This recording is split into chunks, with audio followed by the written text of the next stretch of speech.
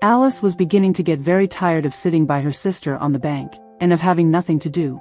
Once or twice she had peeped into the book her sister was reading, but it had no pictures or conversations in it. And what is the use of a book, thought Alice, without pictures or conversations? So she was considering in her own mind, as well as she could, for the hot day made her feel very sleepy and stupid, whether the pleasure of making a daisy chain would be worth the trouble of getting up and picking the daisies, when suddenly a white rabbit with pink eyes ran close by her. There was nothing so very remarkable in that, nor did Alice think it so very much out of the way to hear the rabbit say to itself, "Oh dear. Oh dear. I shall be late." When she thought it over afterwards, it occurred to her that she ought to have wondered at this, but at the time it all seemed quite natural. But when the rabbit actually took a watch out of its waistcoat pocket, and looked at it, and then hurried on, Alice started to her feet, for it flashed across her mind that she had never before seen a rabbit with either a waistcoat pocket, or a watch to take out of it, and burning with curiosity, she ran across the field after it, and fortunately was just in time to see it pop down a large rabbit hole under the hedge. In another moment down went Alice after it, never once considering how in the world she was to get out again. The rabbit hole went straight on like a tunnel for some way, and then dipped suddenly down, so suddenly that Alice had not a moment to think about stopping herself before she found herself falling down a very deep well. Either the well was very deep, or she fell very slowly, for she had plenty of time as she went down to look about her and to wonder what was going to happen next. First, she tried to look down and make out what she was coming to, but it was too dark to see anything. Then she looked at the sides of the well, and noticed that they were filled with cupboards and bookshelves. Here and there she saw maps and pictures hung upon pegs. She took down a jar from one of the shelves as she passed. It was labeled orange marmalade, but to her great disappointment it was empty. She did not like to drop the jar for fear of killing somebody underneath, so managed to put it into one of the cupboards as she fell past it. Well, thought Alice to herself, after such a fall as this, I shall think nothing of tumbling downstairs. How brave they'll all think me at home. Why, I wouldn't say anything about it, even if I fell off the top of the house. Which was very likely true. Down, down, down. Would the fall never come to an end? I wonder how many miles I've fallen by this time, she said aloud. I must be getting somewhere near the center of the earth. Let me see, that would be 4,000 miles down, I think, for, you see, Alice had learnt several things of this sort in her lessons in the schoolroom, and though this was not a very good opportunity for showing off her knowledge, as there was no one to listen to her, still it was good practice to say it over. Yes, that's about the right distance. But then I wonder what latitude or longitude I've got to. Alice had no idea what latitude was, or longitude either, but thought they were nice grand words to say. Presently she began again. I wonder if I shall fall right through the earth. How funny it'll seem to come out among the people that walk with their heads downward. The antipathies, I think. She was rather glad there was no one listening, this time, as it didn't sound at all the right word, but I shall have to ask them what the name of the country is, you know. Please, ma'am, is this New Zealand or Australia? And she tried to curtsy as she spoke. Fancy curtsying as you're falling through the air. Do you think you could manage it? And what an ignorant little girl she'll think me for asking. No, it'll never do to ask. Perhaps I shall see it written up somewhere. Down, down, down. There was nothing else to do, so Alice soon began talking again. Dinah'll miss me very much tonight, I should think. Dinah was the cat. I hope they'll remember her saucer of milk at tea time. Dinah, my dear. I wish you were down here with me. There are no mice in the air, I'm afraid, but you might catch a bat, and that's very like a mouse, you know. But do cats eat bats, I wonder? And here Alice began to get rather sleepy, and went on saying to herself, in a dreamy sort of way, do cats eat bats? Do cats eat bats, and sometimes, do bats eat cats? For, you see, as she couldn't answer either question, it didn't much matter which way she put it. She felt that she was dozing off, and had just begun to dream that she was walking hand in hand with Dinah, and saying to her very earnestly, Now, Dinah, tell me the truth, did you ever eat a bat? When suddenly, thump, thump, down she came upon a heap of sticks and dry leaves, and the fall was over. Alice was not a bit hurt, and she jumped up onto her feet in a moment. She looked up, but it was all dark overhead. Before her was another long passage, and the white rabbit was still in sight, hurrying down it. There was not a moment to be lost. Away went Alice like the wind, and was just in time to hear it say, as it turned a corner, "Oh my ears and whiskers, how late it's getting." She was close behind it when she turned the corner, but the rabbit was no longer to be seen. She found herself in a long, low hall, which was lit up by a row of lamps hanging from the roof. There were doors all round the hall, but they were all locked, and when Alice had been all the way down one side and up the other, trying every door, she walked sadly down the middle, wondering how she was ever to get out again. Suddenly she came upon a little three-legged table, all made of solid glass. There was nothing on it except a tiny golden key, and Alice's first thought was that it might belong to one of the doors of the hall, but, alas! Either the locks were too large or the key was too small, but at any rate it would not open any of them. However, on the second time round, she came upon a low curtain she had not noticed before, and behind it was a little door about 15 inches high. She tried the little golden key in the lock, and to her great delight it fitted. Alice opened the door and found that it led into a small passage, not much larger than a rat hole. She knelt down and looked along the passage into the loveliest garden you ever saw. How she longed to get out of that dark hall, and wander about among those beds of bright flowers and those cool fountains. But she could not even get her head through the doorway. And even if my head would go through, thought poor Alice, it would be of very little use without my shoulders. Oh, how I wish I could shut up like a telescope. I think I could, if I only knew how to begin. For, you see, so many out-of-the-way things had happened lately, that Alice had begun to think that very few things indeed were really impossible. There seemed to be no use in waiting by the little door, so she went back to the table, half hoping she might find another key on it, or at any rate a book of rules for shutting people up like telescopes. This time she found a little bottle on it, which certainly was not here before, said Alice, and round the neck of the bottle was a paper label, with the words, "Drink me," beautifully printed on it in large letters. It was all very well to say, "Drink me," but the wise little Alice was not going to do that in a hurry. "No, I'll look first," she said, "and see whether it's marked poison or not," for she had read several nice little histories about children who had got burnt, and eaten up by wild beasts and other unpleasant things, all because they would not remember the simple rules their friends had taught them, such as, that a red-hot poker will burn you if you hold it too long, and that if you cut your finger very deeply with a knife, it usually bleeds. And she had never forgotten that, if you drink much from a bottle marked poison, it is almost certain to disagree with you, sooner or later. However, this bottle was not marked poison, so Alice ventured to taste it, and finding it very nice, it had, in fact, a sort of mixed flavor of cherry tart, custard, pineapple, roast turkey, toffee, and hot buttered toast. She very soon finished it off. Asterisk asterisk asterisk asterisk asterisk asterisk asterisk. Asterisk asterisk asterisk asterisk asterisk asterisk. Asterisk asterisk asterisk asterisk asterisk asterisk asterisk. What a curious feeling, said Alice. I must be shutting up like a telescope. And so it was indeed. She was now only 10 inches high, and her face brightened up at the thought that she was now the right size for going through the little door into that lovely garden. First, however, she waited for a few minutes to see if she was going to shrink any further. She felt a little nervous about this, for it might end, you know, said Alice to herself, in my going out altogether, like a candle. I wonder what I should be like then. And she tried to fancy what the flame of a candle is like after the candle is blown out, for she could not remember ever having seen such a thing. After a while, finding that nothing more happened, she decided on going into the garden at once. But, alas for poor Alice. When she got to the door, she found she had forgotten the little golden key, and when she went back to the table for it, she found she could not possibly reach it. She could see it quite plainly through the glass, and she tried her best to climb up one of the legs of the table, but it was too slippery, and when she had tired herself out with trying, the poor little thing sat down and cried. Come, there's no use in crying like that, said Alice to herself, rather sharply. I advise you to leave off this minute. She generally gave herself very good advice, though she very seldom followed it, and sometimes she scolded herself so severely as to bring tears into her eyes.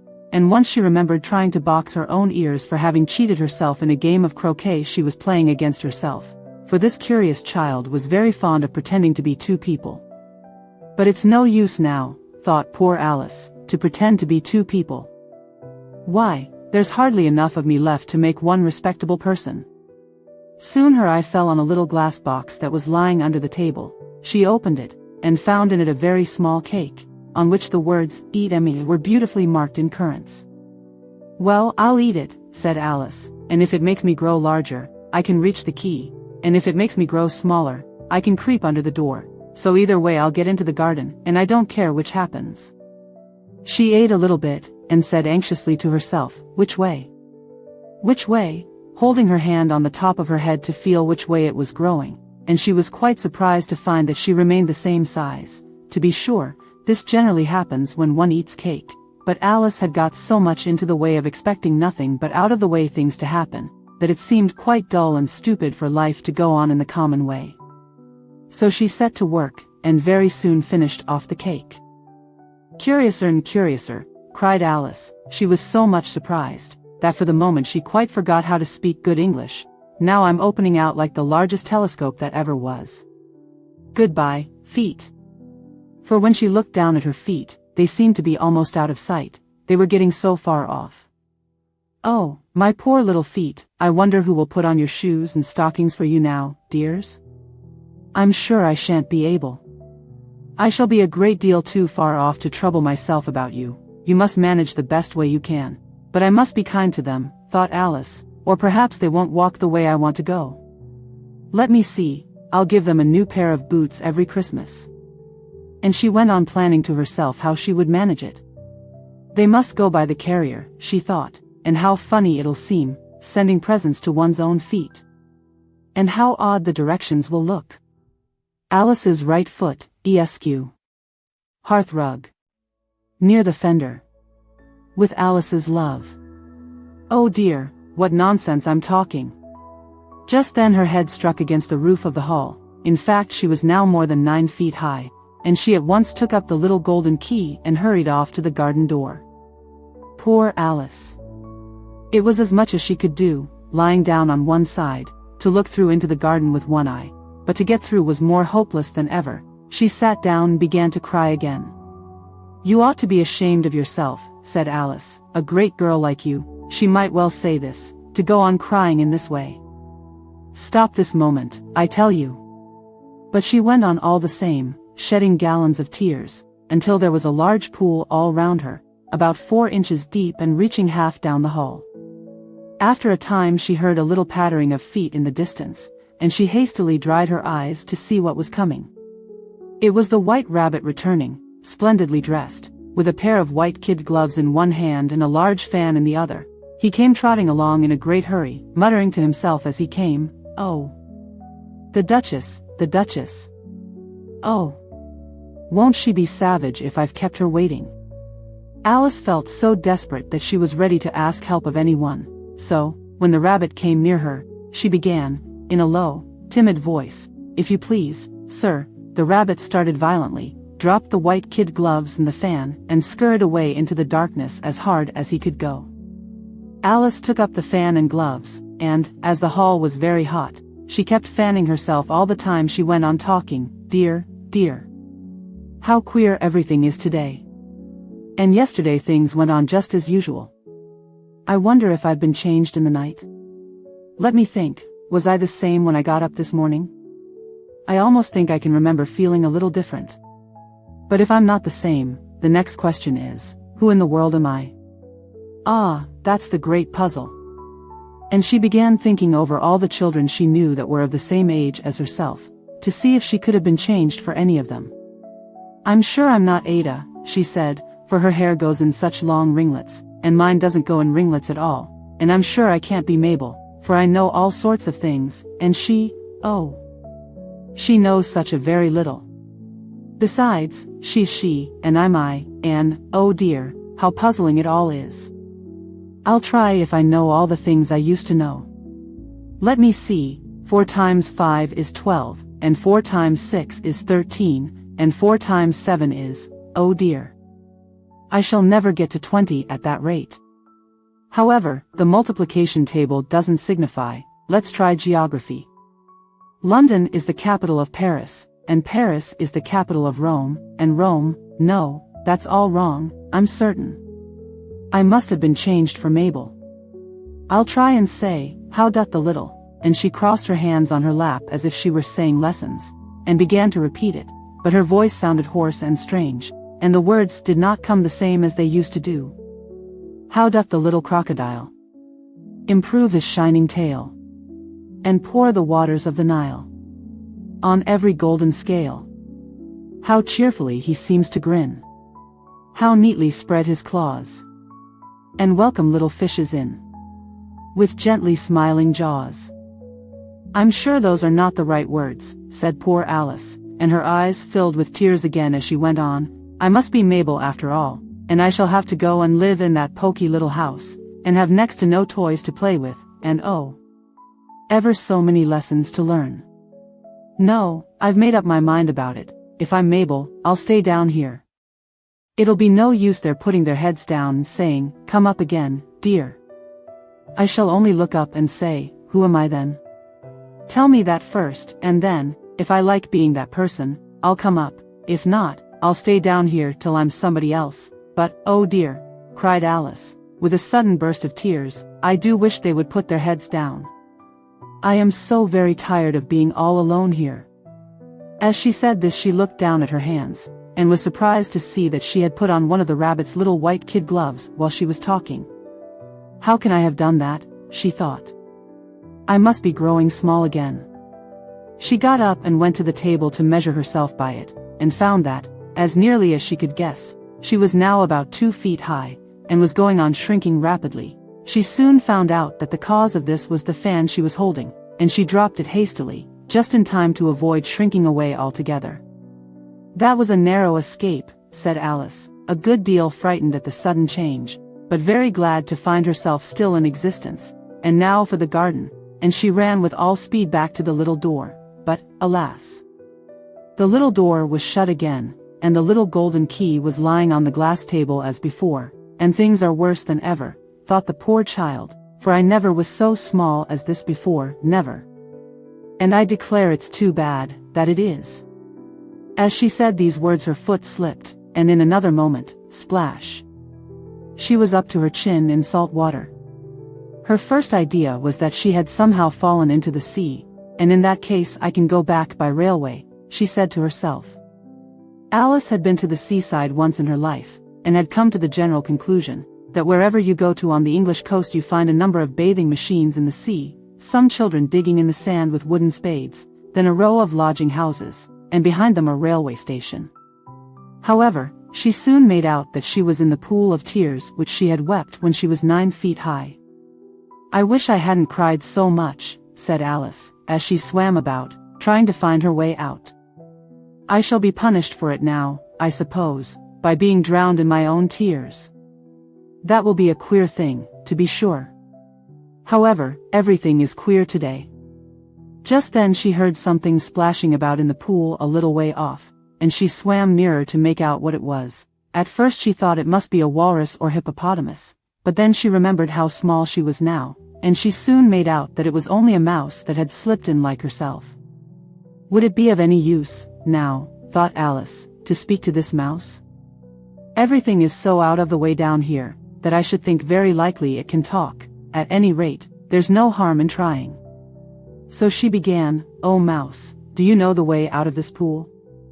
I am very tired of swimming about here, oh mouse." Alice thought this must be the right way of speaking to a mouse. She had never done such a thing before, but she remembered having seen in her brother's Latin grammar, a mouse, of a mouse, to a mouse, oh mouse. The mouse looked at her rather inquisitively, and seemed to her to wink with one of its little eyes, but it said nothing. Perhaps it doesn't understand English, thought Alice. I dare say it's a French mouse, come over with William the Conqueror. For, with all her knowledge of history, Alice had no very clear notion how long ago anything had happened. So she began again, "Oh est ma chat," which was the first sentence in her French lesson book. The mouse gave a sudden leap out of the water, and seemed to quiver all over with fright. "Oh, I beg your pardon," cried Alice hastily, afraid that she had hurt the poor animal's feelings. "I quite forgot you didn't like cats." "Not like cats," cried the mouse, in a shrill, passionate voice. "Would you like cats if you were me?" "Well, perhaps not," said Alice in a soothing tone. "Don't be angry about it. And yet I wish I could show you our cat Dinah. I think you'd take a fancy to cats if you could only see her. She is such a dear quiet thing," Alice went on, half to herself, as she swam lazily about in the pool, "and she sits purring so nicely by the fire, licking her paws and washing her face, and she is such a nice soft thing to nurse, and she's such a capital one for catching mice." "Oh, I beg your pardon," cried Alice again, for this time the mouse was bristling all over, and she felt certain it must be really offended. "We won't talk about her any more if you'd rather not." "We indeed," cried the mouse, who was trembling down to the end of his tail. "As if I would talk on such a subject. Our family always hated cats, nasty, low, vulgar things. Don't let me hear the name again." "I won't indeed," said Alice, in a great hurry to change the subject of conversation. Are you fond of dogs?" The mouse did not answer, so Alice went on eagerly. "There is such a nice little dog near our house I should like to show you. A little bright-eyed terrier, you know, with such long curly brown hair. And it'll fetch things when you throw them, and it'll sit up and beg for its dinner, and all sorts of things. I can't remember half of them, and it belongs to a farmer, you know, and he says it's so useful, it's worth £100. He says it kills all the rats and, oh dear," cried Alice in a sorrowful tone, "I'm afraid I've offended it again." For the mouse was swimming away from her as hard as it could go, and making quite a commotion in the pool as it went. So she called softly after it, "Mouse dear, do come back again, and we won't talk about cats or dogs either, if you don't like them." When the mouse heard this, it turned round and swam slowly back to her. Its face was quite pale, with passion, Alice thought, and it said in a low trembling voice, "Let us get to the shore, and then I'll tell you my history, and you'll understand why it is I hate cats and dogs." It was high time to go, for the pool was getting quite crowded with the birds and animals that had fallen into it. There were a duck and a dodo, a lory and an eaglet, and several other curious creatures. Alice led the way, and the whole party swam to the shore. They were indeed a queer-looking party that assembled on the bank, the birds with draggled feathers, the animals with their fur clinging close to them, and all dripping wet, cross, and uncomfortable. The first question of course was, how to get dry again. They had a consultation about this, and after a few minutes it seemed quite natural to Alice to find herself talking familiarly with them, as if she had known them all her life. Indeed, she had quite a long argument with the lory, who at last turned sulky, and would only say, "I am older than you, and must know better," and this Alice would not allow without knowing how old it was, and, as the lory positively refused to tell its age, there was no more to be said. At last the mouse, who seemed to be a person of authority among them, called out, "Sit down, all of you, and listen to me. I'll soon make you dry enough." They all sat down at once, in a large ring, with the mouse in the middle. Alice kept her eyes anxiously fixed on it, for she felt sure she would catch a bad cold if she did not get dry very soon. "Ahem," said the mouse with an important air, "are you all ready? This is the driest thing I know. Silence all round, if you please." William the Conqueror, whose cause was favored by the Pope, was soon submitted to by the English, who wanted leaders, and had been of late much accustomed to usurpation and conquest. Edwin and Morcar, the Earls of Mercia and Northumbria. "Ugh," said the lory, with a shiver. "I beg your pardon," said the mouse, frowning, but very politely, "did you speak?" "Not I," said the lory hastily. "I thought you did," said the mouse. "I proceed. Edwin and Morcar, the Earls of Mercia and Northumbria, declared for him, and even Stigand, the patriotic Archbishop of Canterbury, found it advisable." "Found what?" said the duck. "Found it," the mouse replied rather crossly. "Of course you know what it means." "I know what it means well enough. When I find a thing," said the duck, "it's generally a frog or a worm. The question is, what did the Archbishop find?" The mouse did not notice this question, but hurriedly went on, found it advisable to go with Edgar Atheling to meet William and offer him the crown. William's conduct at first was moderate. But the insolence of his Normans, "How are you getting on now, my dear?" it continued, turning to Alice as it spoke. "As wet as ever," said Alice in a melancholy tone. "It doesn't seem to dry me at all." "In that case," said the dodo solemnly, rising to its feet, "I move that the meeting adjourn, for the immediate adoption of more energetic remedies." "Speak English," said the eaglet. "I don't know the meaning of half those long words, and, what's more, I don't believe you do either." And the eaglet bent down its head to hide a smile. Some of the other birds tittered audibly. "What I was going to say," said the dodo in an offended tone, "was, that the best thing to get us dry would be a caucus race."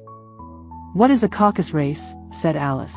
Not that she wanted much to know, but the dodo had paused as if it thought that somebody ought to speak, and no one else seemed inclined to say anything. "Why," said the dodo, "the best way to explain it is to do it.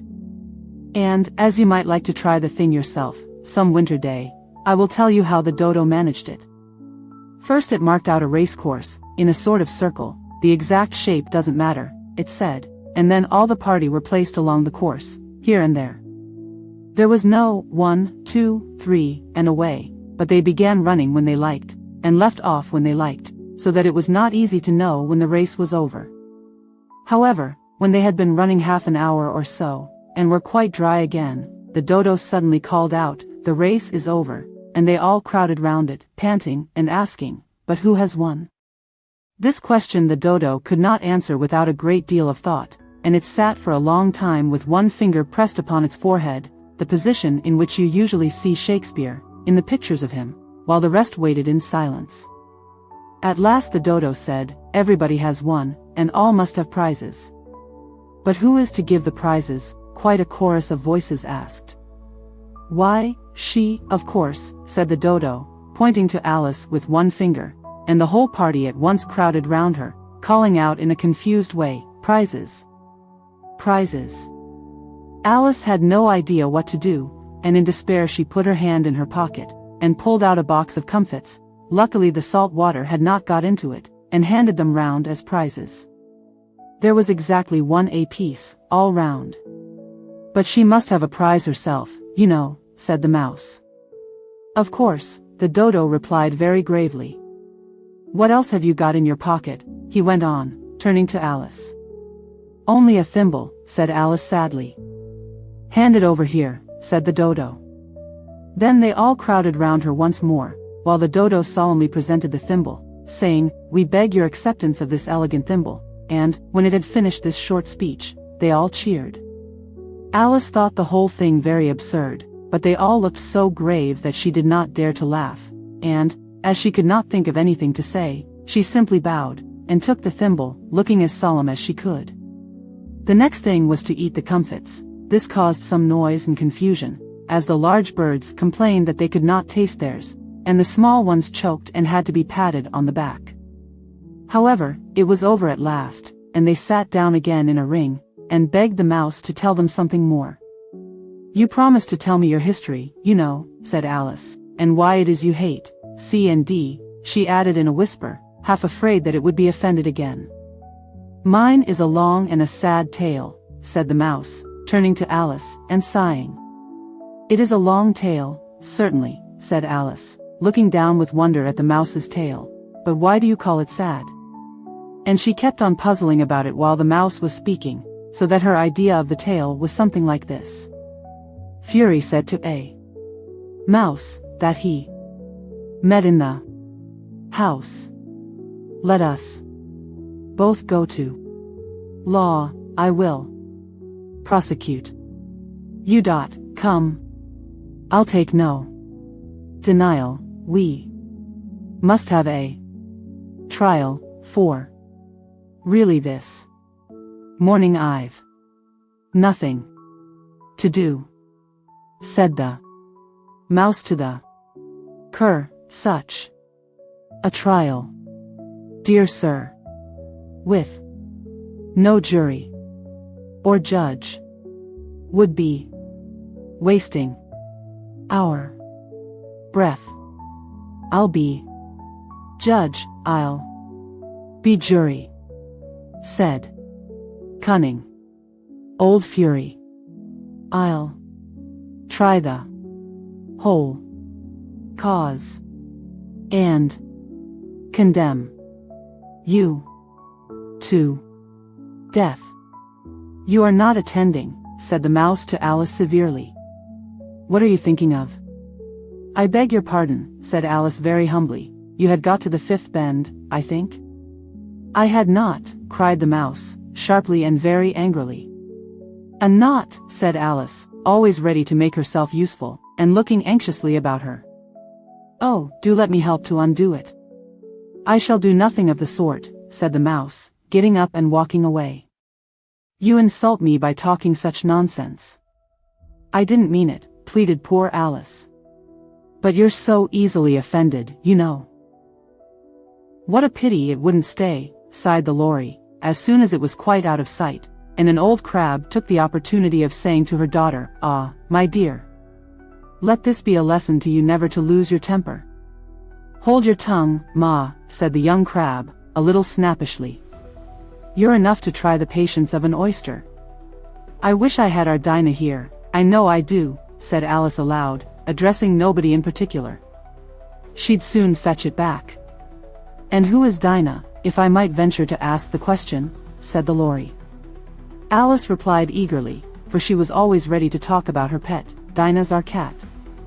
And she's such a capital one for catching mice you can't think. And oh, I wish you could see her after the birds. Why, she'll eat a little bird as soon as look at it.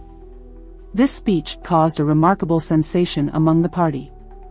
Some of the birds hurried off at once. One old magpie began wrapping itself up very carefully, remarking, I really must be getting home, the night air doesn't suit my throat, and a canary called out in a trembling voice to its children, Come away, my dears. It's high time you were all in bed. On various pretexts they all moved off, and Alice was soon left alone.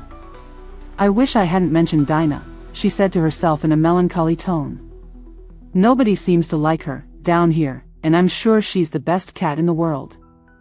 Oh, my dear Dinah. I wonder if I shall ever see you any more. And here poor Alice began to cry again, for she felt very lonely and low-spirited. In a little while, however, she again heard a little pattering of footsteps in the distance, and she looked up eagerly, half hoping that the mouse had changed his mind, and was coming back to finish his story. It was the white rabbit, trotting slowly back again, and looking anxiously about as it went, as if it had lost something, and she heard it muttering to itself, The Duchess. The Duchess. Oh my dear paws. Oh my fur and whiskers. She'll get me executed, as sure as ferrets are ferrets. Where can I have dropped them, I wonder? Alice guessed in a moment that it was looking for the fan and the pair of white kid gloves, and she very good-naturedly began hunting about for them, but they were nowhere to be seen. Everything seemed to have changed since her swim in the pool, and the great hall, with the glass table and the little door, had vanished completely. Very soon the rabbit noticed Alice, as she went hunting about, and called out to her in an angry tone, Why, Marianne, what are you doing out here? Run home this moment, and fetch me a pair of gloves and a fan. Quick, now. And Alice was so much frightened that she ran off at once in the direction it pointed to, without trying to explain the mistake it had made. He took me for his housemaid, she said to herself as she ran. How surprised he'll be when he finds out who I am. But I'd better take him his fan and gloves, that is, if I can find them. As she said this, she came upon a neat little house, on the door of which was a bright brass plate with the name, W. Rabbit, engraved upon it. She went in without knocking, and hurried upstairs, in great fear lest she should meet the real Marianne, and be turned out of the house before she had found the fan and gloves. How queer it seems, Alice said to herself, to be going messages for a rabbit. I suppose Dinah'll be sending me on messages next. And she began fancying the sort of thing that would happen. Miss Alice. Come here directly, and get ready for your walk. Coming in a minute, nurse. But I've got to see that the mouse doesn't get out. Only I don't think, Alice went on, that they'd let Dinah stop in the house if it began ordering people about like that. By this time she had found her way into a tidy little room with a table in the window, and on it, as she had hoped, a fan and 2 or 3 pairs of tiny white kid gloves. She took up the fan and a pair of the gloves, and was just going to leave the room, when her eye fell upon a little bottle that stood near the looking-glass. There was no label this time with the words, "Drink me," but nevertheless she uncorked it and put it to her lips. "I know something interesting is sure to happen," she said to herself, "whenever I eat or drink anything, so I'll just see what this bottle does. I do hope it'll make me grow large again, for really I'm quite tired of being such a tiny little thing." It did so indeed, and much sooner than she had expected. Before she had drunk half the bottle, she found her head pressing against the ceiling, and had to stoop to save her neck from being broken. She hastily put down the bottle, saying to herself, "That's quite enough, I hope I shan't grow any more. As it is, I can't get out at the door. I do wish I hadn't drunk quite so much." Alas! It was too late to wish that. She went on growing, and very soon had to kneel down on the floor. In another minute there was not even room for this, and she tried the effect of lying down with one elbow against the door, and the other arm curled round her head. Still she went on growing, and, as a last resource, she put one arm out of the window, and one foot up the chimney, and said to herself, "Now I can do no more, whatever happens. What will become of me?" Luckily for Alice, the little magic bottle had now had its full effect, and she grew no larger. Still it was very uncomfortable, and, as there seemed to be no sort of chance of her ever getting out of the room again, no wonder she felt unhappy.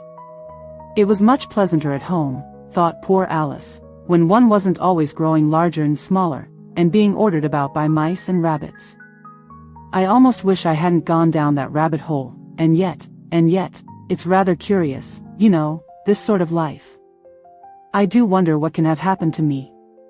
When I used to read fairy tales, I fancied that kind of thing never happened, and now here I am in the middle of one.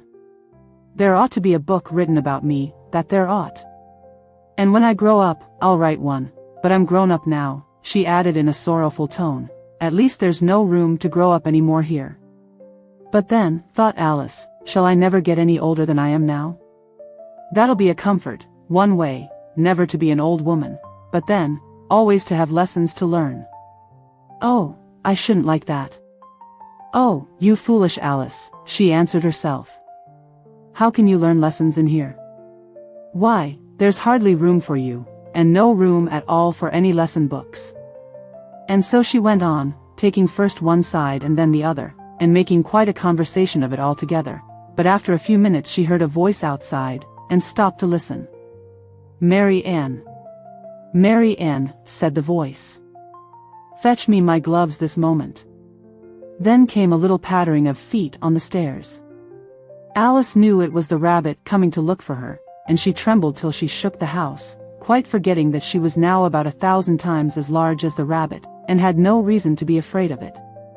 Presently the rabbit came up to the door, and tried to open it, but, as the door opened inwards, and Alice's elbow was pressed hard against it, that attempt proved a failure. Alice heard it say to itself, "Then I'll go round and get in at the window." "That you won't," thought Alice, and, after waiting till she fancied she heard the rabbit just under the window, she suddenly spread out her hand, and made a snatch in the air. She did not get hold of anything, but she heard a little shriek and a fall, and a crash of broken glass, from which she concluded that it was just possible it had fallen into a cucumber frame, or something of the sort. Next came an angry voice, the rabbit's, "Pat! Pat! Where are you?" And then a voice she had never heard before, "Sure then I'm here." "Digging for apples, Your Honor." "Digging for apples, indeed," said the rabbit angrily. "Here. Come and help me out of this." Sounds of more broken glass. "Now tell me, Pat, what's that in the window?" "Sure, it's an arm, Your Honor." He pronounced it arum. "An arm, you goose. Who ever saw one that size? Why, it fills the whole window." "Sure, it does, Your Honor, but it's an arm for all that." "Well, it's got no business there, at any rate, go and take it away." There was a long silence after this, and Alice could only hear whispers now and then, such as, "Sure, I don't like it, Your Honor, at all, at all. Do as I tell you, you coward," and at last she spread out her hand again, and made another snatch in the air. This time there were 2 little shrieks, and more sounds of broken glass. What a number of cucumber frames there must be, thought Alice. I wonder what they'll do next. As for pulling me out of the window, I only wish they could. I'm sure I don't want to stay in here any longer. She waited for some time without hearing anything more. At last came a rumbling of little cartwheels, and the sound of a good many voices all talking together. She made out the words, "Where's the other ladder? Why, I hadn't to bring but one. Bill's got the other, Bill.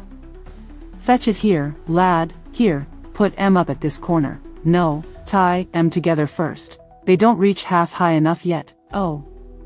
They'll do well enough, don't be particular. Here, Bill. Catch hold of this rope. Will the roof bear? Mind that loose slate. Oh, it's coming down. Heads below." A loud crash. Now, who did that? It was Bill, I fancy. Who's to go down the chimney? Nay, I shan't. You do it, that I won't. Then, Bill's to go down. Here, Bill. The master says you're to go down the chimney. Oh. So Bill's got to come down the chimney, has he? Said Alice to herself. Shy, they seem to put everything upon Bill. I wouldn't be in Bill's place for a good deal. This fireplace is narrow, to be sure, but I think I can kick a little. She drew her foot as far down the chimney as she could, and waited till she heard a little animal, she couldn't guess of what sort it was, scratching and scrambling about in the chimney close above her. Then, saying to herself, "This is Bill," she gave one sharp kick, and waited to see what would happen next. The first thing she heard was a general chorus of, "There goes Bill," then the rabbit's voice along, "Catch him, you by the hedge," then silence, and then another confusion of voices, "Hold up his head, brandy now, don't choke him. How was it, old fellow? What happened to you? Tell us all about it." Last came a little feeble, squeaking voice. "That's Bill," thought Alice. "Well, I hardly know, no more, thank ye, I'm better now, but I'm a deal too flustered to tell you. All I know is, something comes at me like a jack-in-the-box, and up I goes like a skyrocket." "So you did, old fellow," said the others. "We must burn the house down," said the rabbit's voice, and Alice called out as loud as she could, "If you do, I'll set dynamite you." There was a dead silence instantly, and Alice thought to herself, "I wonder what they will do next. If they had any sense, they'd take the roof off." After a minute or two, they began moving about again, and Alice heard the rabbit say, "A barrowful will do, to begin with." A barrowful of what? Thought Alice. But she had not long to doubt, for the next moment a shower of little pebbles came rattling in at the window, and some of them hit her in the face. "I'll put a stop to this," she said to herself, and shouted out, "You'd better not do that again," which produced another dead silence. Alice noticed with some surprise that the pebbles were all turning into little cakes as they lay on the floor, and a bright idea came into her head. "If I eat one of these cakes," she thought, "it's sure to make some change in my size, and as it can't possibly make me larger, it must make me smaller, I suppose." So she swallowed one of the cakes, and was delighted to find that she began shrinking directly. As soon as she was small enough to get through the door, she ran out of the house, and found quite a crowd of little animals and birds waiting outside. The poor little lizard, Bill, was in the middle, being held up by 2 guinea pigs, who were giving it something out of a bottle. They all made a rush at Alice the moment she appeared, but she ran off as hard as she could, and soon found herself safe in a thick wood. "The first thing I've got to do," said Alice to herself, as she wandered about in the wood, "is to grow to my right size again, and the second thing is to find my way into that lovely garden. I think that will be the best plan." It sounded an excellent plan, no doubt, and very neatly and simply arranged. The only difficulty was, that she had not the smallest idea how to set about it, and while she was peering about anxiously among the trees, a little sharp bark just over her head made her look up in a great hurry. An enormous puppy was looking down at her with large round eyes, and feebly stretching out one paw, trying to touch her. "Poor little thing," said Alice, in a coaxing tone, and she tried hard to whistle to it, but she was terribly frightened all the time at the thought that it might be hungry, in which case it would be very likely to eat her up in spite of all her coaxing. Hardly knowing what she did, she picked up a little bit of stick, and held it out to the puppy, whereupon the puppy jumped into the air off all its feet at once, with a yelp of delight, and rushed at the stick, and made believe to worry it. Then Alice dodged behind a great thistle, to keep herself from being run over, and the moment she appeared on the other side, the puppy made another rush at the stick, and tumbled head over heels in its hurry to get hold of it. Then Alice, thinking it was very like having a game of play with a cart horse, and expecting every moment to be trampled under its feet, ran round the thistle again. Then the puppy began a series of short charges at the stick, running a very little way forwards each time and a long way back, and barking hoarsely all the while, till at last it sat down a good way off, panting, with its tongue hanging out of its mouth, and its great eyes half shut. This seemed to Alice a good opportunity for making her escape, so she set off at once, and ran till she was quite tired and out of breath, until the puppy's bark sounded quite faint in the distance. "And yet what a dear little puppy it was," said Alice, as she leant against a buttercup to rest herself, and fanned herself with one of the leaves. "I should have liked teaching it tricks very much, if I'd only been the right size to do it. Oh dear. I'd nearly forgotten that I've got to grow up again. Let me see, how is it to be managed? I suppose I ought to eat or drink something or other, but the great question is, what?" The great question certainly was, what? Alice looked all round her at the flowers and the blades of grass, but she did not see anything that looked like the right thing to eat or drink under the circumstances. There was a large mushroom growing near her, about the same height as herself, and when she had looked under it, and on both sides of it, and behind it, it occurred to her that she might as well look and see what was on the top of it. She stretched herself up on tiptoe, and peeped over the edge of the mushroom, and her eyes immediately met those of a large blue caterpillar, that was sitting on the top with its arms folded, quietly smoking a long hookah, and taking not the smallest notice of her or of anything else. The caterpillar and Alice looked at each other for some time in silence. At last the caterpillar took the hookah out of its mouth, and addressed her in a languid, sleepy voice. "Who are you?" said the caterpillar. This was not an encouraging opening for a conversation. Alice replied, rather shyly, I hardly know, sir, just at present. At least I know who I was when I got up this morning, but I think I must have been changed several times since then." "What do you mean by that?" said the caterpillar sternly. "Explain yourself." "I can't explain myself, I'm afraid, sir," said Alice, "because I'm not myself, you see." "I don't see," said the caterpillar. "I'm afraid I can't put it more clearly," Alice replied very politely, "for I can't understand it myself to begin with, and being so many different sizes in a day is very confusing." "It isn't," said the caterpillar. "Well, perhaps you haven't found it so yet," said Alice, "but when you have to turn into a chrysalis, you will some day, you know, and then after that into a butterfly, I should think you'll feel it a little queer, won't you?" "Not a bit," said the caterpillar. "Well, perhaps your feelings may be different," said Alice. "All I know is, it would feel very queer to me." "You," said the caterpillar contemptuously. "Who are you?" Which brought them back again to the beginning of the conversation. Alice felt a little irritated at the caterpillar's making such very short remarks, and she drew herself up and said, very gravely, "I think, you ought to tell me who you are, first." "Why?" said the caterpillar. Here was another puzzling question, and as Alice could not think of any good reason, and as the caterpillar seemed to be in a very unpleasant state of mind, she turned away. "Come back," the caterpillar called after her. "I've something important to say."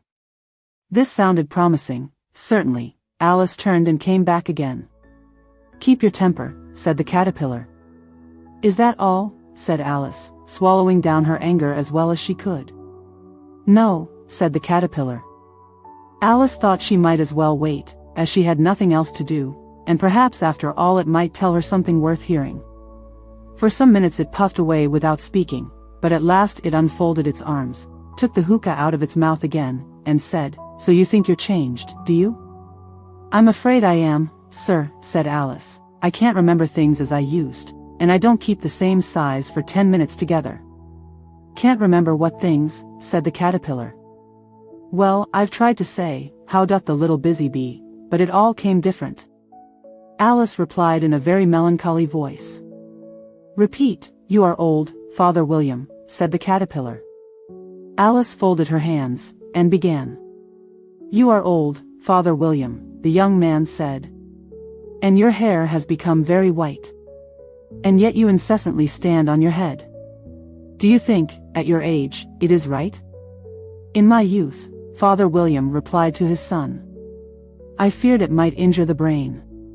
But, now that I'm perfectly sure I have none, why, I do it again and again." "You are old," said the youth, "as I mentioned before, and have grown most uncommonly fat. Yet you turned a back somersault in at the door. Pray, what is the reason of that?" "In my youth," said the sage, as he shook his grey locks, "I kept all my limbs very supple. By the use of this ointment, 1 shilling the box. Allow me to sell you a couple?" "You are old," said the youth, "and your jaws are too weak for anything tougher than suet. Yet you finished the goose, with the bones and the beak. Pray, how did you manage to do it?" "In my youth," said his father, "I took to the law, and argued each case with my wife. And the muscular strength, which it gave to my jaw, has lasted the rest of my life." "You are old," said the youth, "one would hardly suppose that your eye was as steady as ever. Yet you balanced an eel on the end of your nose. What made you so awfully clever?" "I have answered 3 questions, and that is enough," said his father. "Don't give yourself airs. Do you think I can listen all day to such stuff? Be off, or I'll kick you downstairs." "That is not said right," said the caterpillar. "Not quite right, I'm afraid," said Alice, timidly. "Some of the words have got altered." "It is wrong from beginning to end," said the caterpillar decidedly, and there was silence for some minutes. The caterpillar was the first to speak. "What size do you want to be?" it asked. "Oh, I'm not particular as to size," Alice hastily replied, "only one doesn't like changing so often, you know." "I don't know," said the caterpillar. Alice said nothing. She had never been so much contradicted in her life before, and she felt that she was losing her temper. "Are you content now?" said the caterpillar. "Well, I should like to be a little larger, sir, if you wouldn't mind," said Alice. 3 inches is such a wretched height to be." "It is a very good height indeed," said the caterpillar angrily, rearing itself upright as it spoke. "It was exactly 3 inches high." "But I'm not used to it," pleaded poor Alice in a piteous tone. And she thought of herself, "I wish the creatures wouldn't be so easily offended." "You'll get used to it in time," said the caterpillar, and it put the hookah into its mouth and began smoking again. This time Alice waited patiently until it chose to speak again. In a minute or 2 the caterpillar took the hookah out of its mouth and yawned once or twice, and shook itself. Then it got down off the mushroom, and crawled away in the grass, merely remarking as it went, "One side will make you grow taller, and the other side will make you grow shorter." "One side of what? The other side of what?" thought Alice to herself. "Of the mushroom," said the caterpillar, just as if she had asked it aloud, and in another moment it was out of sight. Alice remained looking thoughtfully at the mushroom for a minute, trying to make out which were the 2 sides of it, and as it was perfectly round, she found this a very difficult question. However, at last she stretched her arms round it as far as they would go, and broke off a bit of the edge with each hand. "And now which is which?" she said to herself, and nibbled a little of the right-hand bit to try the effect. The next moment she felt a violent blow underneath her chin. It had struck her foot. She was a good deal frightened by this very sudden change, but she felt that there was no time to be lost, as she was shrinking rapidly, so she set to work at once to eat some of the other bit. Her chin was pressed so closely against her foot that there was hardly room to open her mouth, but she did it at last, and managed to swallow a morsel of the left-hand bit. "Come, my head's free at last," said Alice in a tone of delight, which changed into alarm in another moment, when she found that her shoulders were nowhere to be found. All she could see, when she looked down, was an immense length of neck, which seemed to rise like a stalk out of a sea of green leaves that lay far below her. "What can all that green stuff be?" said Alice. "And where have my shoulders got to? And oh, my poor hands, how is it I can't see you?" She was moving them about as she spoke, but no result seemed to follow, except a little shaking among the distant green leaves. As there seemed to be no chance of getting her hands up to her head, she tried to get her head down to them, and was delighted to find that her neck would bend about easily in any direction, like a serpent. She had just succeeded in curving it down into a graceful zigzag, and was going to dive in among the leaves, which she found to be nothing but the tops of the trees under which she had been wandering, when a sharp hiss made her draw back in a hurry. A large pigeon had flown into her face, and was beating her violently with its wings. "Serpent!" screamed the pigeon. "I'm not a serpent," said Alice indignantly. "Let me alone." "Serpent, I say again," repeated the pigeon, but in a more subdued tone, and added with a kind of sob, "I've tried every way, and nothing seems to suit them." "I haven't the least idea what you're talking about," said Alice. "I've tried the roots of trees, and I've tried banks, and I've tried hedges," the pigeon went on, without attending to her, "but those serpents, there's no pleasing them." Alice was more and more puzzled, but she thought there was no use in saying anything more till the pigeon had finished. "As if it wasn't trouble enough hatching the eggs," said the pigeon, "but I must be on the lookout for serpents night and day. Why, I haven't had a wink of sleep these 3 weeks." "I'm very sorry you've been annoyed," said Alice, who was beginning to see its meaning. "And just as I'd taken the highest tree in the wood," continued the pigeon, raising its voice to a shriek, "and just as I was thinking I should be free of them at last, they must needs come wriggling down from the sky. Ugh, serpent." "But I'm not a serpent, I tell you," said Alice. I'm a.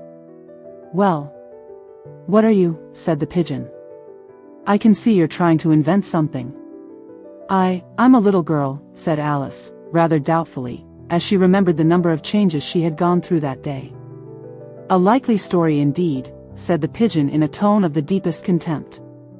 "I've seen a good many little girls in my time, but never one with such a neck as that. No. You're a serpent, and there's no use denying it. I suppose you'll be telling me next that you never tasted an egg." "I have tasted eggs, certainly," said Alice, who was a very truthful child, "but little girls eat eggs quite as much as serpents do, you know." "I don't believe it," said the pigeon, "but if they do, why then they're a kind of serpent, that's all I can say." This was such a new idea to Alice, that she was quite silent for a minute or two, which gave the pigeon the opportunity of adding, "You're looking for eggs, I know that well enough, and what does it matter to me whether you're a little girl or a serpent?"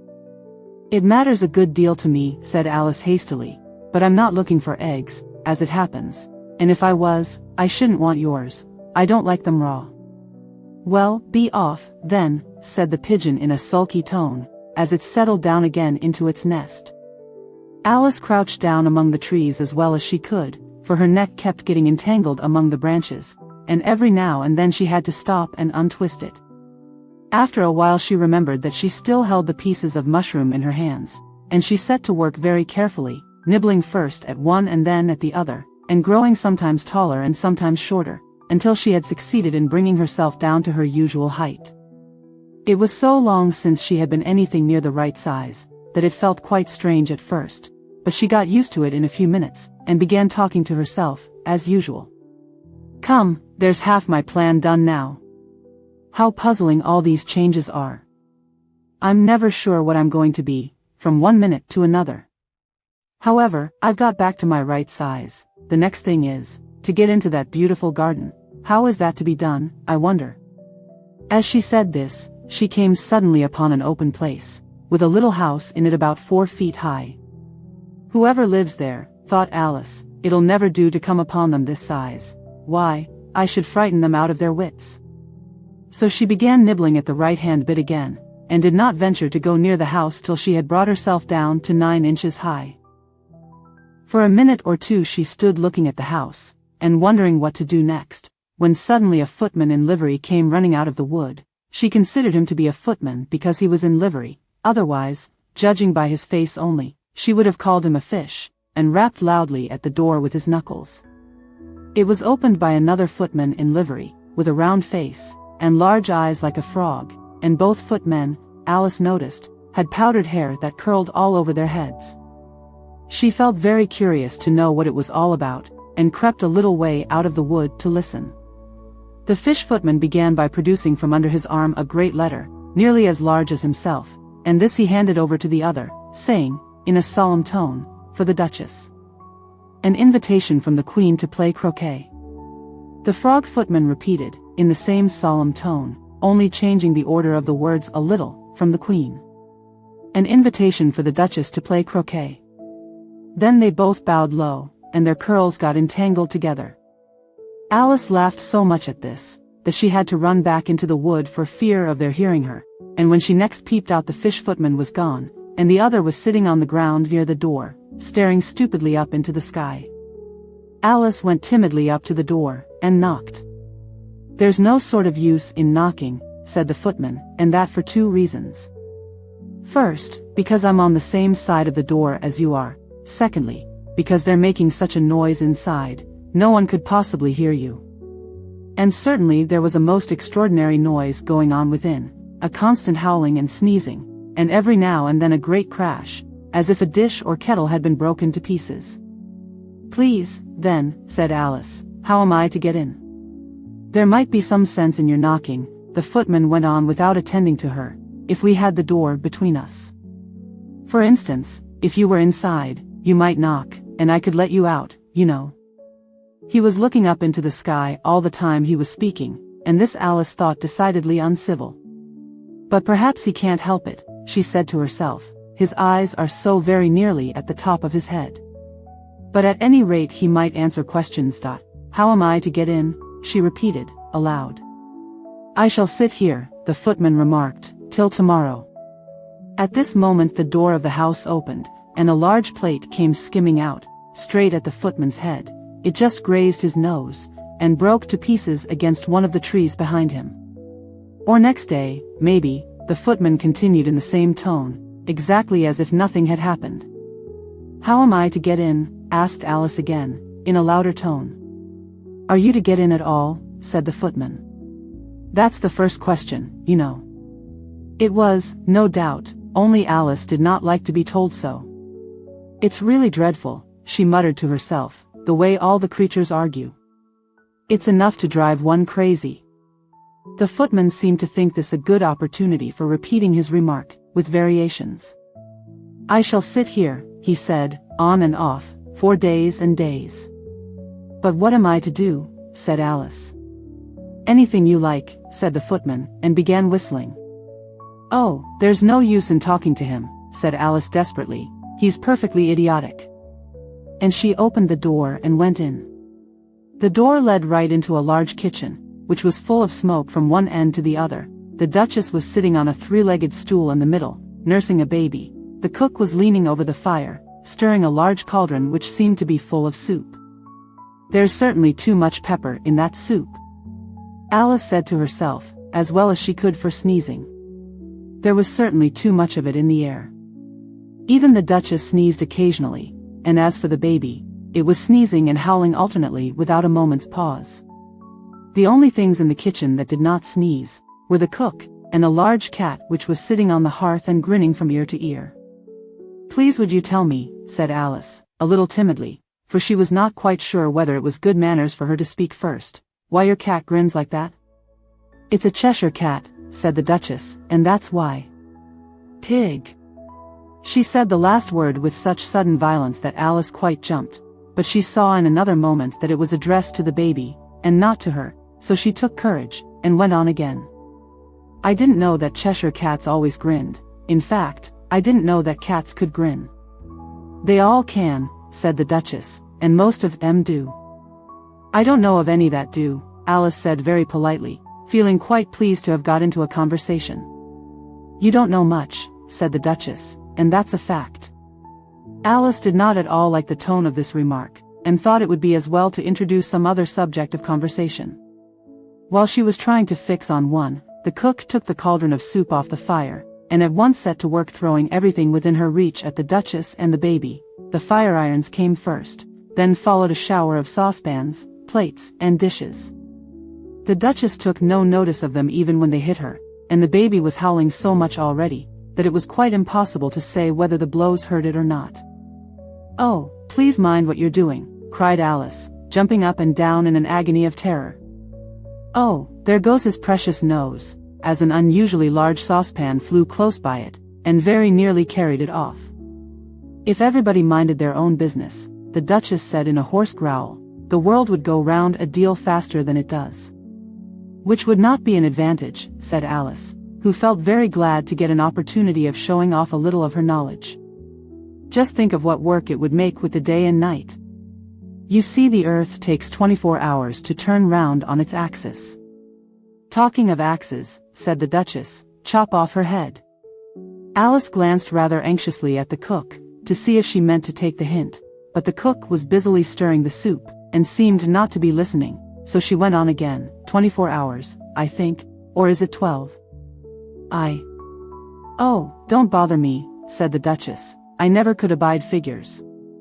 And with that she began nursing her child again, singing a sort of lullaby to it as she did so, and giving it a violent shake at the end of every line. "Speak roughly to your little boy.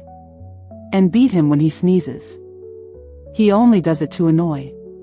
Because he knows it teases." Chorus. In which the cook and the baby joined. "Wow! Wow! Wow!"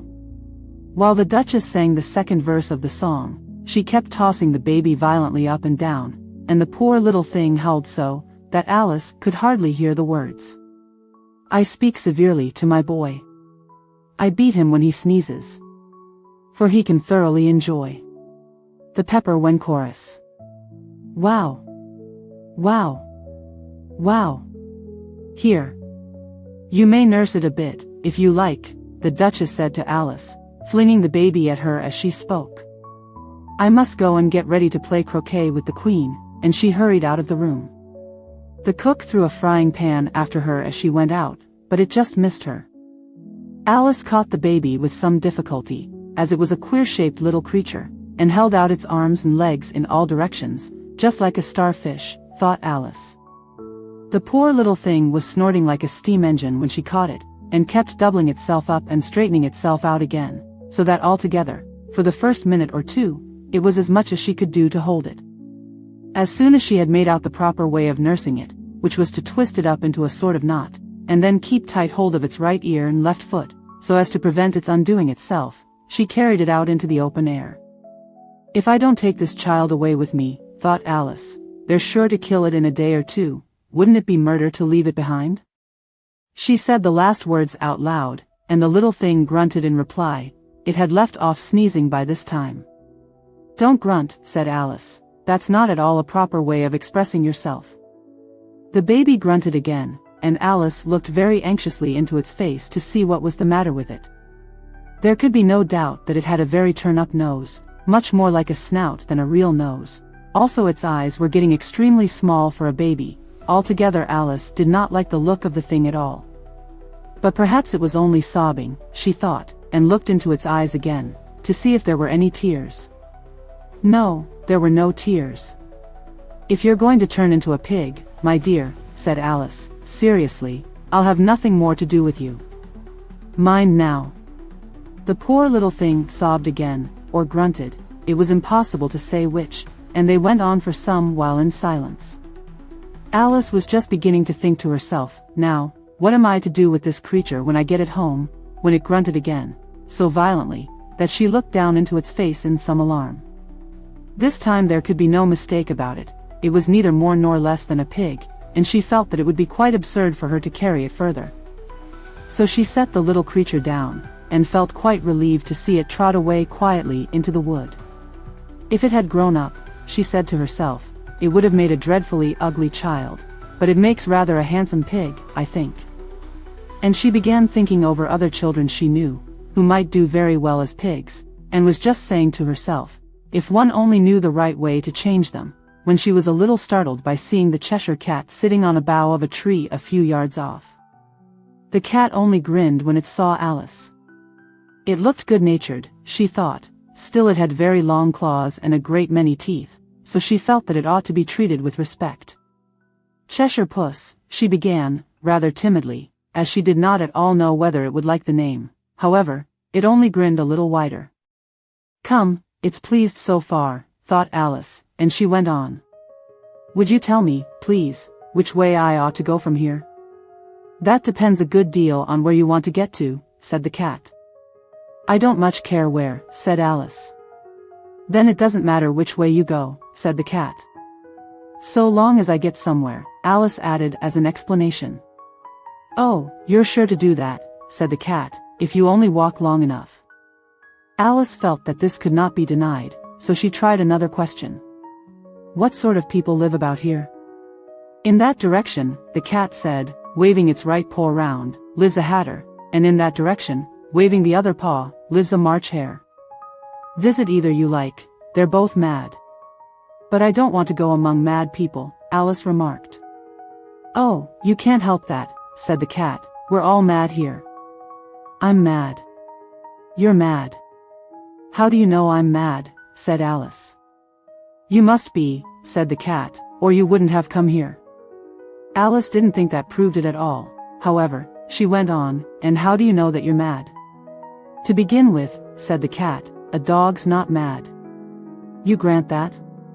I suppose so, said Alice.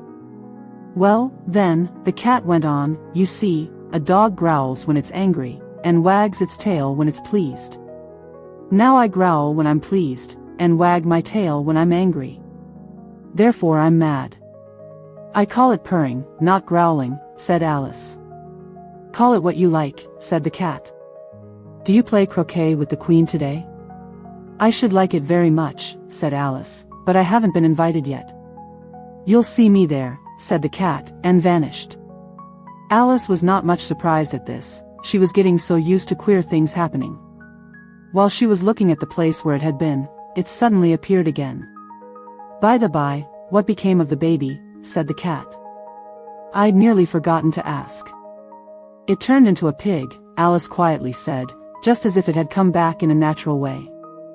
I thought it would, said the cat, and vanished again. Alice waited a little, half expecting to see it again, but it did not appear, and after a minute or two she walked on in the direction in which the March hare was said to live. I've seen hatters before, she said to herself. The March hare will be much the most interesting, and perhaps as this is May it won't be raving mad, at least not so mad as it was in March. As she said this, she looked up, and there was the cat again, sitting on a branch of a tree. Did you say pig, or fig, said the cat. I said pig, replied Alice, and I wish you wouldn't keep appearing and vanishing so suddenly, you make one quite giddy. All right, said the cat, and this time it vanished quite slowly, beginning with the end of the tail, and ending with the grin, which remained some time after the rest of it had gone. Well, I've often seen a cat without a grin, thought Alice, but a grin without a cat. It's the most curious thing I ever saw in my life. She had not gone much farther before she came in sight of the house of the March hare. She thought it must be the right house, because the chimneys were shaped like ears and the roof was thatched with fur.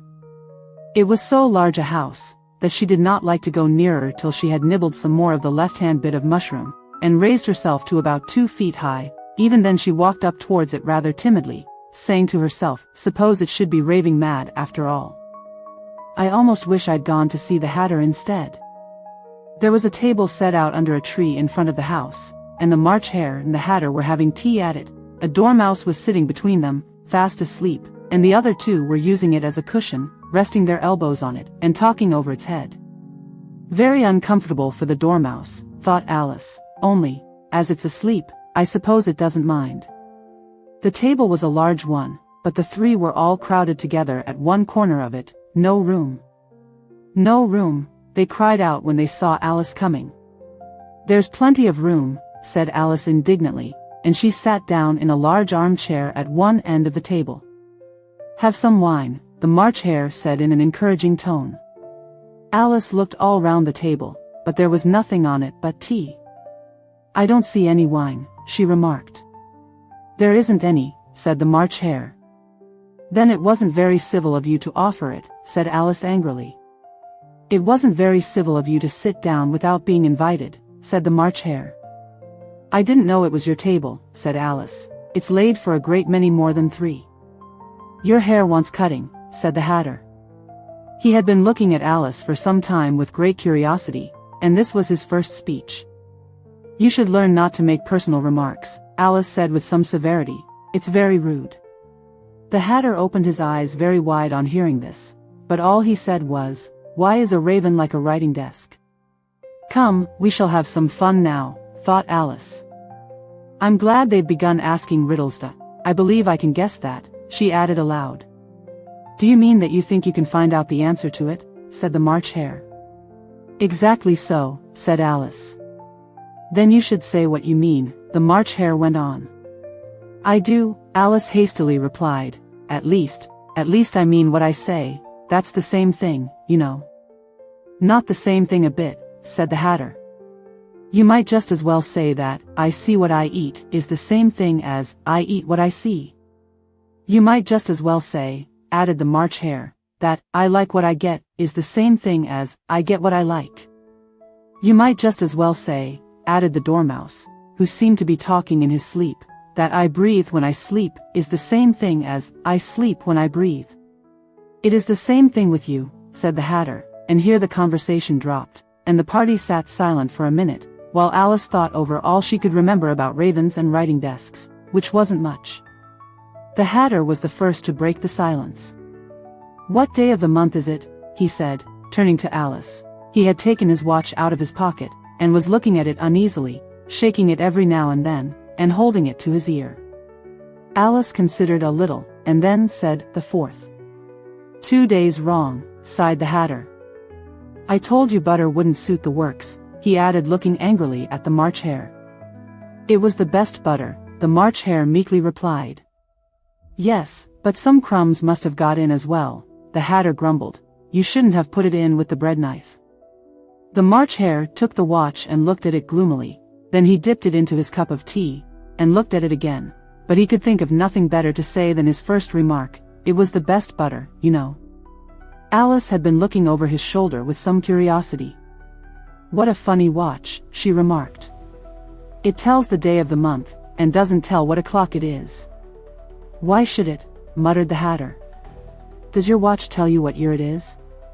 "Of course not," Alice replied very readily, "but that's because it stays the same year for such a long time together."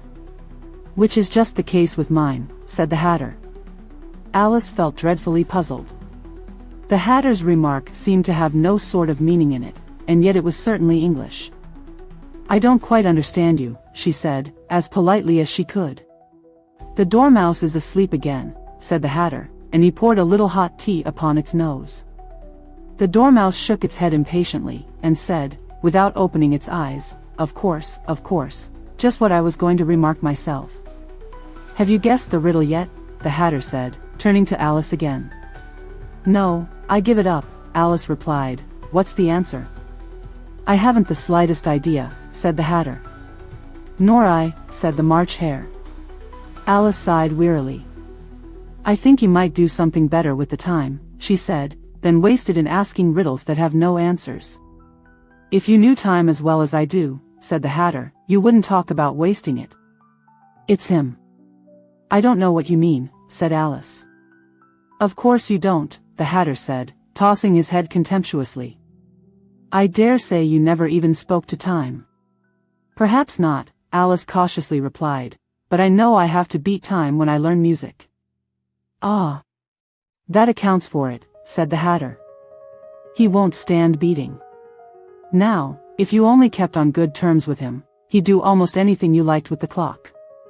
For instance, suppose it were 9 o'clock in the morning, just time to begin lessons, you'd only have to whisper a hint to time, and round goes the clock in a twinkling. 1:30, time for dinner." "I only wish it was," the March Hare said to itself in a whisper.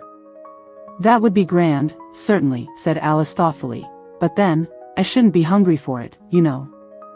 "Not at first, perhaps," said the Hatter, "but you could keep it to 1:30 as long as you liked." "Is that the way you manage?" Alice asked. The Hatter shook his head mournfully. "Not I," he replied. "We quarreled last March, just before he went mad, you know," pointing with his teaspoon at the March Hare. "It was at the great concert given by the Queen of Hearts, and I had to sing." Twinkle, twinkle, little bat. How I wonder what you're at. You know the song, perhaps? I've heard something like it, said Alice. It goes on, you know, the Hatter continued, in this way. Up above the world you fly, like a tea tray in the sky. Twinkle, twinkle. Here the dormouse shook itself, and began singing in its sleep, twinkle, twinkle, twinkle, twinkle, and went on so long that they had to pinch it to make it stop. Well, I'd hardly finished the first verse, said the Hatter, when the Queen jumped up and bawled out, he's murdering the time. Off with his head. How dreadfully savage, exclaimed Alice. And ever since that, the Hatter went on in a mournful tone, he won't do a thing I ask. It's always 6 o'clock now. A bright idea came into Alice's head. Is that the reason so many tea things are put out here? She asked. Yes, that's it, said the Hatter with a sigh, it's always tea time, and we've no time to wash the things between whiles. Then you keep moving round, I suppose, said Alice. Exactly so, said the Hatter, as the things get used up. But what happens when you come to the beginning again? Alice ventured to ask. Suppose we change the subject, the March Hare interrupted, yawning. I'm getting tired of this. I vote the young lady tells us a story. I'm afraid I don't know one, said Alice, rather alarmed at the proposal. Then the Dormouse shall, they both cried. Wake up, Dormouse. And they pinched it on both sides at once. The Dormouse slowly opened his eyes. I wasn't asleep, he said in a hoarse, feeble voice. I heard every word you fellows were saying. Tell us a story, said the March Hare.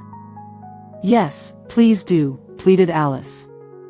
And be quick about it, added the Hatter, or you'll be asleep again before it's done. Once upon a time there were 3 little sisters, the Dormouse began in a great hurry, and their names were Elsie, Lacey, and Tilly, and they lived at the bottom of a well. What did they live on? Said Alice, who always took a great interest in questions of eating and drinking. They lived on treacle, said the Dormouse, after thinking a minute or two. They couldn't have done that, you know, Alice gently remarked, they'd have been ill. So they were, said the Dormouse, very ill. Alice tried to fancy to herself what such an extraordinary ways of living would be like, but it puzzled her too much, so she went on, but why did they live at the bottom of a well? Take some more tea, the March Hare said to Alice, very earnestly. I've had nothing yet, Alice replied in an offended tone, so I can't take more. You mean you can't take less, said the Hatter, it's very easy to take more than nothing. Nobody asked your opinion, said Alice. Who's making personal remarks now? The Hatter asked triumphantly. Alice did not quite know what to say to this, so she helped herself to some tea and bread and butter, and then turned to the Dormouse, and repeated her question. Why did they live at the bottom of a well? The Dormouse again took a minute or two to think about it, and then said, it was a treacle well. There's no such thing. Alice was beginning very angrily, but the Hatter and the March Hare went sh. Sh, and the Dormouse sulkily remarked, if you can't be civil, you'd better finish the story for yourself. No, please go on. Alice said very humbly, I won't interrupt again. I dare say there may be one. One, indeed, said the Dormouse indignantly. However, he consented to go on. And so these 3 little sisters, they were learning to draw, you know. What did they draw? Said Alice, quite forgetting her promise. Treacle, said the Dormouse, without considering it all this time. I want a clean cup, interrupted the Hatter, let's all move one place on. He moved on as he spoke, and the Dormouse followed him. The March Hare moved into the Dormouse's place, and Alice rather unwillingly took the place of the March Hare. The Hatter was the only one who got any advantage from the change, and Alice was a good deal worse off than before, as the March Hare had just upset the milk jug into his plate. Alice did not wish to offend the Dormouse again, so she began very cautiously, but I don't understand. Where did they draw the treacle from? You can draw water out of a water well, said the Hatter, so I should think you could draw treacle out of a treacle well. Stupid. But they were in the well, Alice said to the Dormouse, not choosing to notice this last remark. Of course they were, said the Dormouse. Well in. This answer so confused poor Alice, that she let the Dormouse go on for some time without interrupting it. They were learning to draw, the Dormouse went on, yawning and rubbing its eyes, for it was getting very sleepy, and they drew all manner of things, everything that begins with an M. Why with an M? Said Alice. Why not? Said the March Hare. Alice was silent. The Dormouse had closed its eyes by this time, and was going off into a doze, but, on being pinched by the Hatter, it woke up again with a little shriek, and went on, that begins with an M, such as mousetraps, and the moon, and memory, and muchness. You know you say things are much of a muchness. Did you ever see such a thing as a drawing of a muchness? Really, now you ask me, said Alice, very much confused, I don't think. Then you shouldn't talk, said the Hatter. This piece of rudeness was more than Alice could bear. She got up in great disgust, and walked off. The Dormouse fell asleep instantly, and neither of the others took the least notice of her going, though she looked back once or twice, half hoping that they would call after her. The last time she saw them, they were trying to put the Dormouse into the teapot. At any rate I'll never go there again, said Alice as she picked her way through the wood. It's the stupidest tea party I ever was at in all my life. Just as she said this, she noticed that one of the trees had a door leading right into it. That's very curious, she thought. But everything's curious today. I think I may as well go in at once. And in she went. Once more she found herself in the long hall, and close to the little glass table. Now, I'll manage better this time, she said to herself, and began by taking the little golden key, and unlocking the door that led into the garden. Then she went to work nibbling at the mushroom. She had kept a piece of it in her pocket, till she was about a foot high. Then she walked down the little passage, and then, she found herself at last in the beautiful garden, among the bright flower beds and the cool fountains. A large rose tree stood near the entrance of the garden. The roses growing on it were white, but there were 3 gardeners at it, busily painting them red. Alice thought this a very curious thing, and she went nearer to watch them, and just as she came up to them she heard one of them say, "Look out now, 5. Don't go splashing paint over me like that." "I couldn't help it," said 5, in a sulky tone. 7 jogged my elbow. On which 7 looked up and said, "That's right, 5. Always lay the blame on others." "You'd better not talk," said 5. "I heard the Queen say only yesterday you deserved to be beheaded." "What for?" said the one who had spoken first. "That's none of your business, too," said 7. "Yes, it is his business," said 5, "and I'll tell him, it was for bringing the cook tulip roots instead of onions."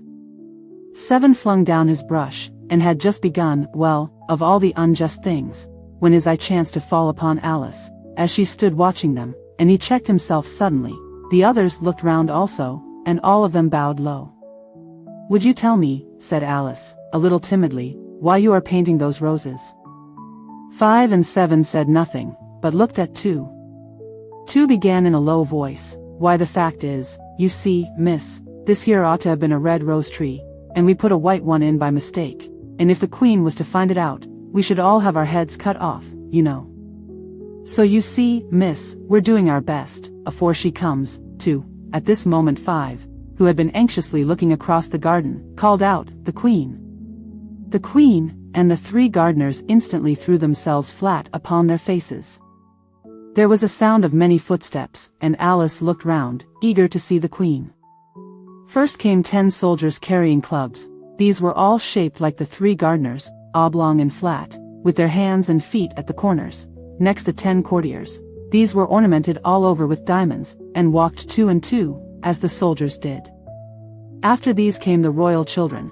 There were 10 of them, and the little dears came jumping merrily along hand in hand, in couples. They were all ornamented with hearts. Next came the guests, mostly kings and queens, and among them Alice recognized the White Rabbit. It was talking in a hurried, nervous manner, smiling at everything that was said, and went by without noticing her. Then followed the Knave of Hearts, carrying the king's crown on a crimson velvet cushion, and, last of all this grand procession, came the King and Queen of Hearts. Alice was rather doubtful whether she ought not to lie down on her face like the three gardeners, but she could not remember ever having heard of such a rule at processions. And besides, what would be the use of a procession, thought she, if people had all to lie down upon their faces, so that they couldn't see it? So she stood still where she was, and waited. When the procession came opposite to Alice, they all stopped and looked at her, and the Queen said severely, "Who is this?" She said it to the Knave of Hearts, who only bowed and smiled in reply. "Idiot," said the Queen, tossing her head impatiently, and, turning to Alice, she went on, "What's your name, child?" "My name is Alice, so please your Majesty," said Alice very politely, but she added, to herself, "Why, they're only a pack of cards, after all. I needn't be afraid of them." "And who are these?" said the Queen, pointing to the three gardeners who were lying round the rose tree, for, you see, as they were lying on their faces, and the pattern on their backs was the same as the rest of the pack, she could not tell whether they were gardeners, or soldiers, or courtiers, or three of her own children. "How should I know?" said Alice, surprised at her own courage. "It's no business of mine." The Queen turned crimson with fury, and, after glaring at her for a moment like a wild beast, screamed, "Off with her head! Off!" "Nonsense," said Alice, very loudly and decidedly, and the Queen was silent.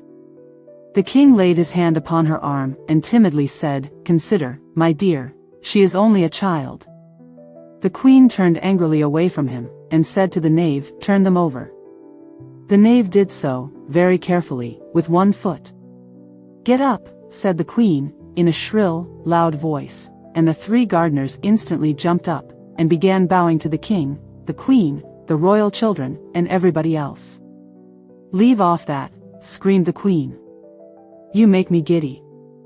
And then, turning to the rose tree, she went on, "What have you been doing here?" "May it please your Majesty," said two, in a very humble tone, going down on one knee as he spoke, "we were trying." "I see," said the Queen, who had meanwhile been examining the roses. "Off with their heads," and the procession moved on, three of the soldiers remaining behind to execute the unfortunate gardeners, who ran to Alice for protection. "You shan't be beheaded," said Alice, and she put them into a large flower pot that stood near. The three soldiers wandered about for a minute or two, looking for them, and then quietly marched off after the others. "Are their heads off?" shouted the Queen. "Their heads are gone, if it please your Majesty," the soldiers shouted in reply. "That's right," shouted the Queen. "Can you play croquet?" The soldiers were silent, and looked at Alice, as the question was evidently meant for her. "Yes," shouted Alice. "Come on, then," roared the Queen, and Alice joined the procession, wondering very much what would happen next. It's a very fine day," said a timid voice at her side. She was walking by the White Rabbit, who was peeping anxiously into her face. "Very," said Alice. "Where's the Duchess?" "Hush! Hush!" said the Rabbit in a low, hurried tone. He looked anxiously over his shoulder as he spoke, and then raised himself upon tiptoe, put his mouth close to her ear, and whispered, "She's under sentence of execution." "What for?" said Alice. "Did you say, 'What a pity'?" the Rabbit asked. "No, I didn't," said Alice. "I don't think it's at all a pity. I said, 'What for?'" "She boxed the Queen's ears," the Rabbit began. Alice gave a little scream of laughter. "Oh, hush," the Rabbit whispered in a frightened tone. "The Queen will hear you. You see, she came rather late," and the Queen said. "Get to your places," shouted the Queen in a voice of thunder, and people began running about in all directions, tumbling up against each other. However, they got settled down in a minute or two, and the game began. Alice thought she had never seen such a curious croquet ground in her life. It was all ridges and furrows. The balls were live hedgehogs, the mallets live flamingos, and the soldiers had to double themselves up and to stand on their hands and feet, to make the arches. The chief difficulty Alice found at first was in managing her flamingo. She succeeded in getting its body tucked away, comfortably enough, under her arm, with its legs hanging down, but generally, just as she had got its neck nicely straightened out, and was going to give the hedgehog a blow with its head, it would twist itself round and look up in her face, with such a puzzled expression that she could not help bursting out laughing. And when she had got its head down, and was going to begin again, it was very provoking to find that the hedgehog had unrolled itself, and was in the act of crawling away. Besides all this, there was generally a ridge or furrow in the way wherever she wanted to send the hedgehog to, and, as the doubled-up soldiers were always getting up and walking off to other parts of the ground, Alice soon came to the conclusion that it was a very difficult game indeed. The players all played at once without waiting for turns, quarreling all the while, and fighting for the hedgehogs, and in a very short time the queen was in a furious passion, and went stamping about, and shouting, "Off with his head," or "Off with her head," about once in a minute. Alice began to feel very uneasy. To be sure, she had not as yet had any dispute with the queen, but she knew that it might happen any minute, and then, thought she, what would become of me? They're dreadfully fond of beheading people here. The great wonder is, that there's any one left alive. She was looking about for some way of escape, and wondering whether she could get away without being seen, when she noticed a curious appearance in the air. It puzzled her very much at first, but, after watching it a minute or two, she made it out to be a grin, and she said to herself, "It's the Cheshire Cat. Now I shall have somebody to talk to." "How are you getting on?" said the cat, as soon as there was mouth enough for it to speak with. Alice waited till the eyes appeared, and then nodded. "It's no use speaking to it," she thought, "till its ears have come, or at least one of them." In another minute the whole head appeared, and then Alice put down her flamingo, and began an account of the game, feeling very glad she had someone to listen to her. The cat seemed to think that there was enough of it now in sight, and no more of it appeared. "I don't think they play at all fairly," Alice began, in rather a complaining tone, "and they all quarrel so dreadfully one can't hear oneself speak, and they don't seem to have any rules in particular. At least, if there are, nobody attends to them, and you've no idea how confusing it is all the things being alive. For instance, there's the arch I've got to go through next walking about at the other end of the ground, and I should have croqueted the queen's hedgehog just now, only it ran away when it saw mine coming." "How do you like the queen?" said the cat in a low voice. "Not at all," said Alice. "She's so extremely—" Just then she noticed that the queen was close behind her, listening, so she went on, likely to win, that it's hardly worth while finishing the game.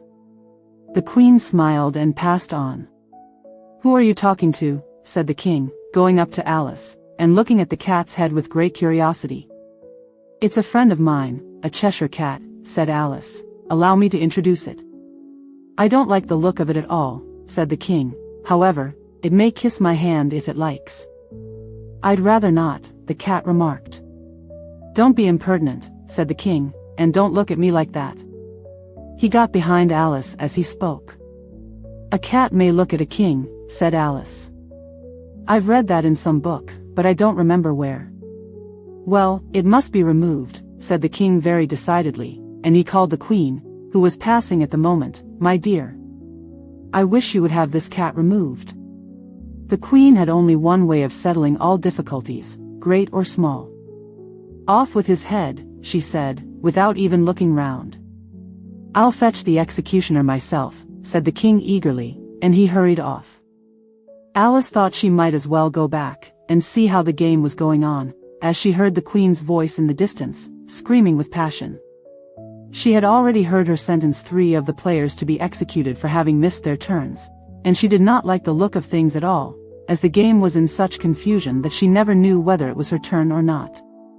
So she went in search of her hedgehog. The hedgehog was engaged in a fight with another hedgehog, which seemed to Alice an excellent opportunity for croqueting one of them with the other.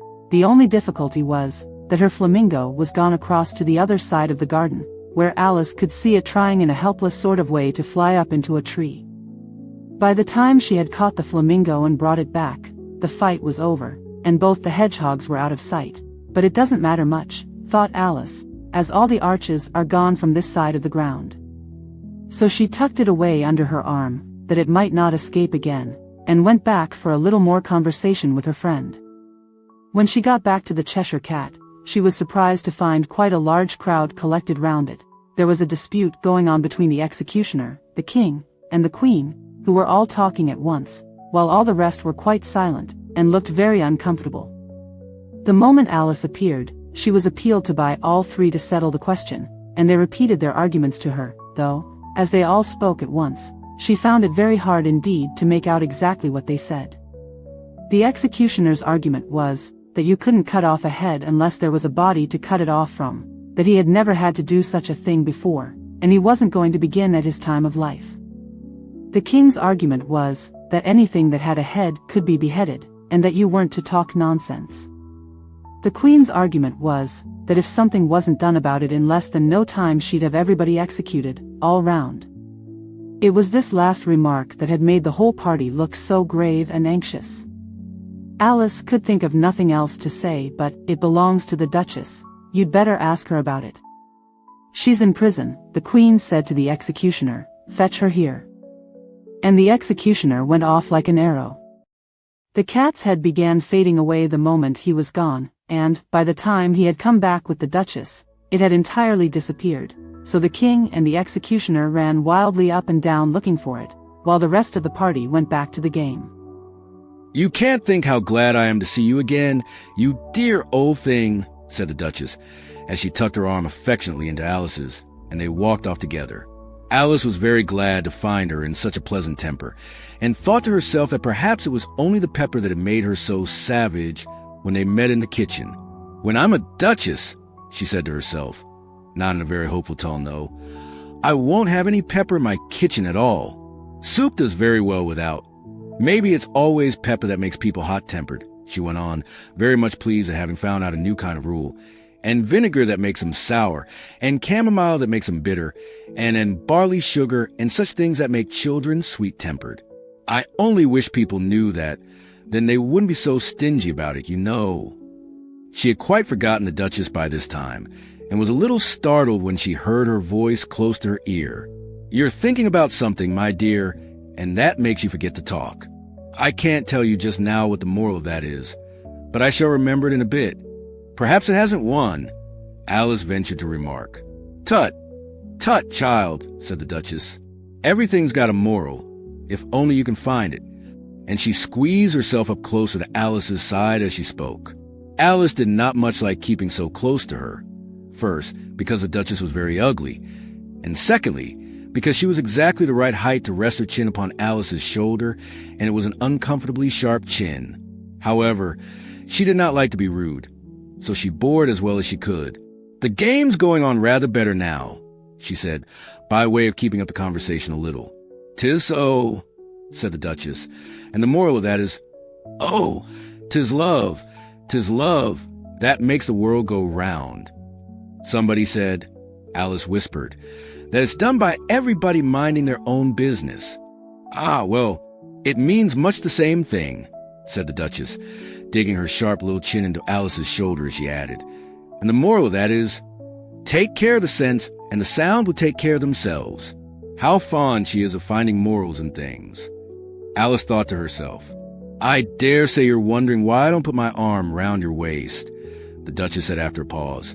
"The reason is that I'm doubtful about the temper of your flamingo. Shall I try the experiment?" "He might bite," Alice cautiously replied, not feeling at all anxious to have the experiment tried. "Very true," said the Duchess. "Flamingos and mustard both bite. And the moral of that is, birds of feather flock together." "Only mustard isn't a bird," Alice remarked. "Right as usual," said the Duchess. "What a clear way you have of putting things." "It's a mineral, I think," said Alice. "Of course it is," said the Duchess, who seemed ready to agree to everything that Alice said. "There's a large mustard mine near here, and the moral of that is, the more there is of mine, the less there is of yours." "Oh, I know," exclaimed Alice, who had not attended to this last remark. "It's a vegetable. It doesn't look like one, but it is." "I quite agree with you," said the Duchess. "And the moral of that is, be what you would seem to be, or, if you like to put more simply, never imagine yourself not to be otherwise than what it might appear to others that what you were or might have been was not otherwise than what you have been would have appeared to them to be otherwise." "I think I should understand that better," Alice said very politely, "if I had it written down, but I can't quite follow as you say it." "That's nothing what I could say if I chose," the Duchess replied, in a pleased tone. "Pray don't trouble yourself to say it any longer than that," said Alice. "Oh, don't talk about trouble," said the Duchess. "I make you a present of everything I've said as yet." A cheap sort of present, thought Alice. I'm glad they don't give birthday presents like that. But she did not venture to say it out loud. "Thinking again?" the Duchess asked, with another dig of her sharp little chin. "I've a right to think," said Alice sharply, for she was beginning to feel a little worried. "Just about as much right," said the Duchess, "as pigs have to fly in the But here, to Alice's great surprise, the Duchess's voice died away, even in the middle of her favorite word, moral, and the arm that was linked into hers began to tremble.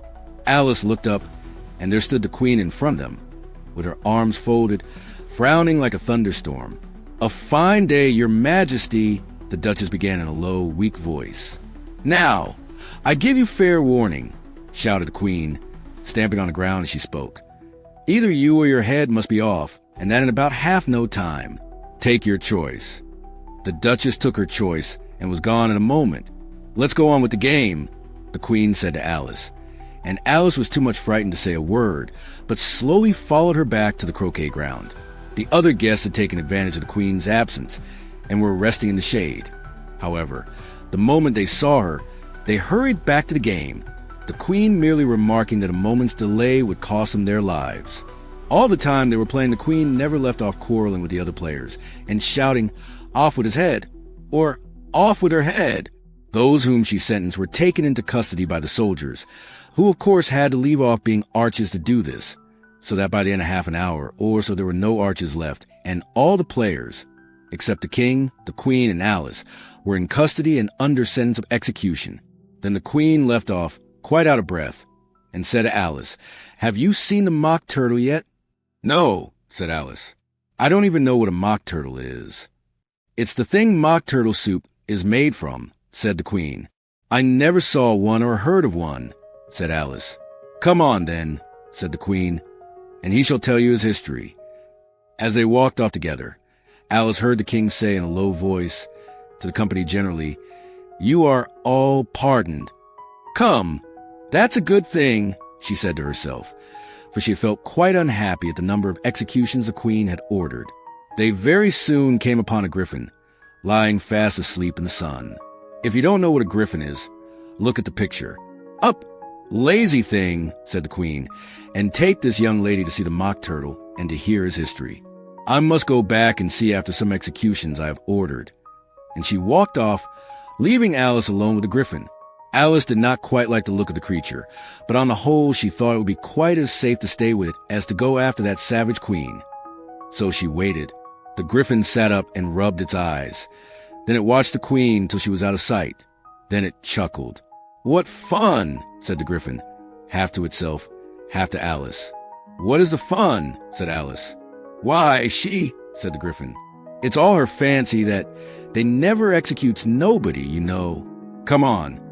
"Everybody says come on here," thought Alice, as she went slowly after. "I never was so awed about it in all my life. Never." They had not gone far before they saw the mock turtle in the distance, sitting sad and lonely on a little ledge of rock, and, as they came nearer, Alice could hear him sighing as if his heart would break. She pitied him deeply. "What is his sorrow?" she asked the griffin, and the griffin answered, very nearly in the same words as before, "It's all his fancy that he hasn't got no sorrow, you know. Come on." So they went up to the mock turtle, who looked at them with large eyes full of tears, but said nothing. "This here young lady," said the griffin, "she wants her to know your history, she do." "I'll tell it her," said the mock turtle in a deep, hollow tone. "Sit down, both of you, and don't speak a word till I've finished." So they sat down, and nobody spoke for some minutes. Alice thought to herself, "I don't see how he can ever finish if he doesn't begin." But she waited patiently. "Once," said the mock turtle at last, with a deep sigh, "I was a real turtle." These words were followed by a very long silence, broken only by an occasional exclamation of "HJC or RH" from the griffin and the constant heavy sobbing of the mock turtle. Alice was very nearly getting up and saying, "Thank you, sir, for your interesting story." But she could not help thinking there must be more to come, so she sat still and said nothing. "When we were little," the mock turtle went on at last, more calmly, though still sobbing a little now and then, We went to school in the sea. The master was an old turtle. We used to call him Tortoise. Why did you call him Tortoise? If he wasn't one, Alice asked. We called him Tortoise because he taught us, said the Mock Turtle angrily. Really, you are very dull. You ought to be ashamed of yourself for asking such a simple question, added the Griffin. And then they both sat silent and looked at poor Alice, who felt ready to sink into the earth. At last the Griffin said to the Mock Turtle, Drive on, old fellow. Don't be all day about it. And he went on in these words. Yes, we went to school in the sea, though you mayn't believe it. I never said I didn't, interrupted Alice. You did, said the Mock Turtle. Hold your tongue, added the Griffin, before Alice could speak again. The Mock Turtle went on. We had the best of educations. In fact, we went to school every day. I've been to a day school, too, said Alice. You needn't be so proud as all that. With extras? Asked the Mock Turtle a little anxiously. Yes, said Alice. We learned French and music. And washing, said the Mock Turtle. Certainly not, said Alice indignantly.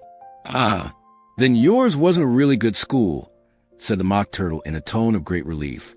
Now at ours they had at the end of the bill, French, music, and washing, extra. You couldn't have wanted it much, said Alice, living at the bottom of the sea. I couldn't afford to learn it, said the Mock Turtle with a sigh. I only took the regular course. What was that? Inquired Alice. Reeling and writhing, of course, to begin with, the Mock Turtle replied, and then the different branches of arithmetic, ambition, distraction, uglification, and derision. I never heard of uglification, Alice ventured to say. What is it? The Griffin lifted up both its paws in surprise. What? Never heard of uglifying, it exclaimed. You know what to beautify is, I suppose? Yes, said Alice doubtfully. It means to make anything prettier. Well then, the Griffin went on, if you don't know what to uglify is, you are a simpleton. Alice did not feel encouraged to ask any more questions about it. So she turned to Mock Turtle and said, What else had you to learn? Well, there was mystery, the Mock Turtle replied, counting off the subjects on his flappers. Mystery, ancient and modern, with seography, then drawing.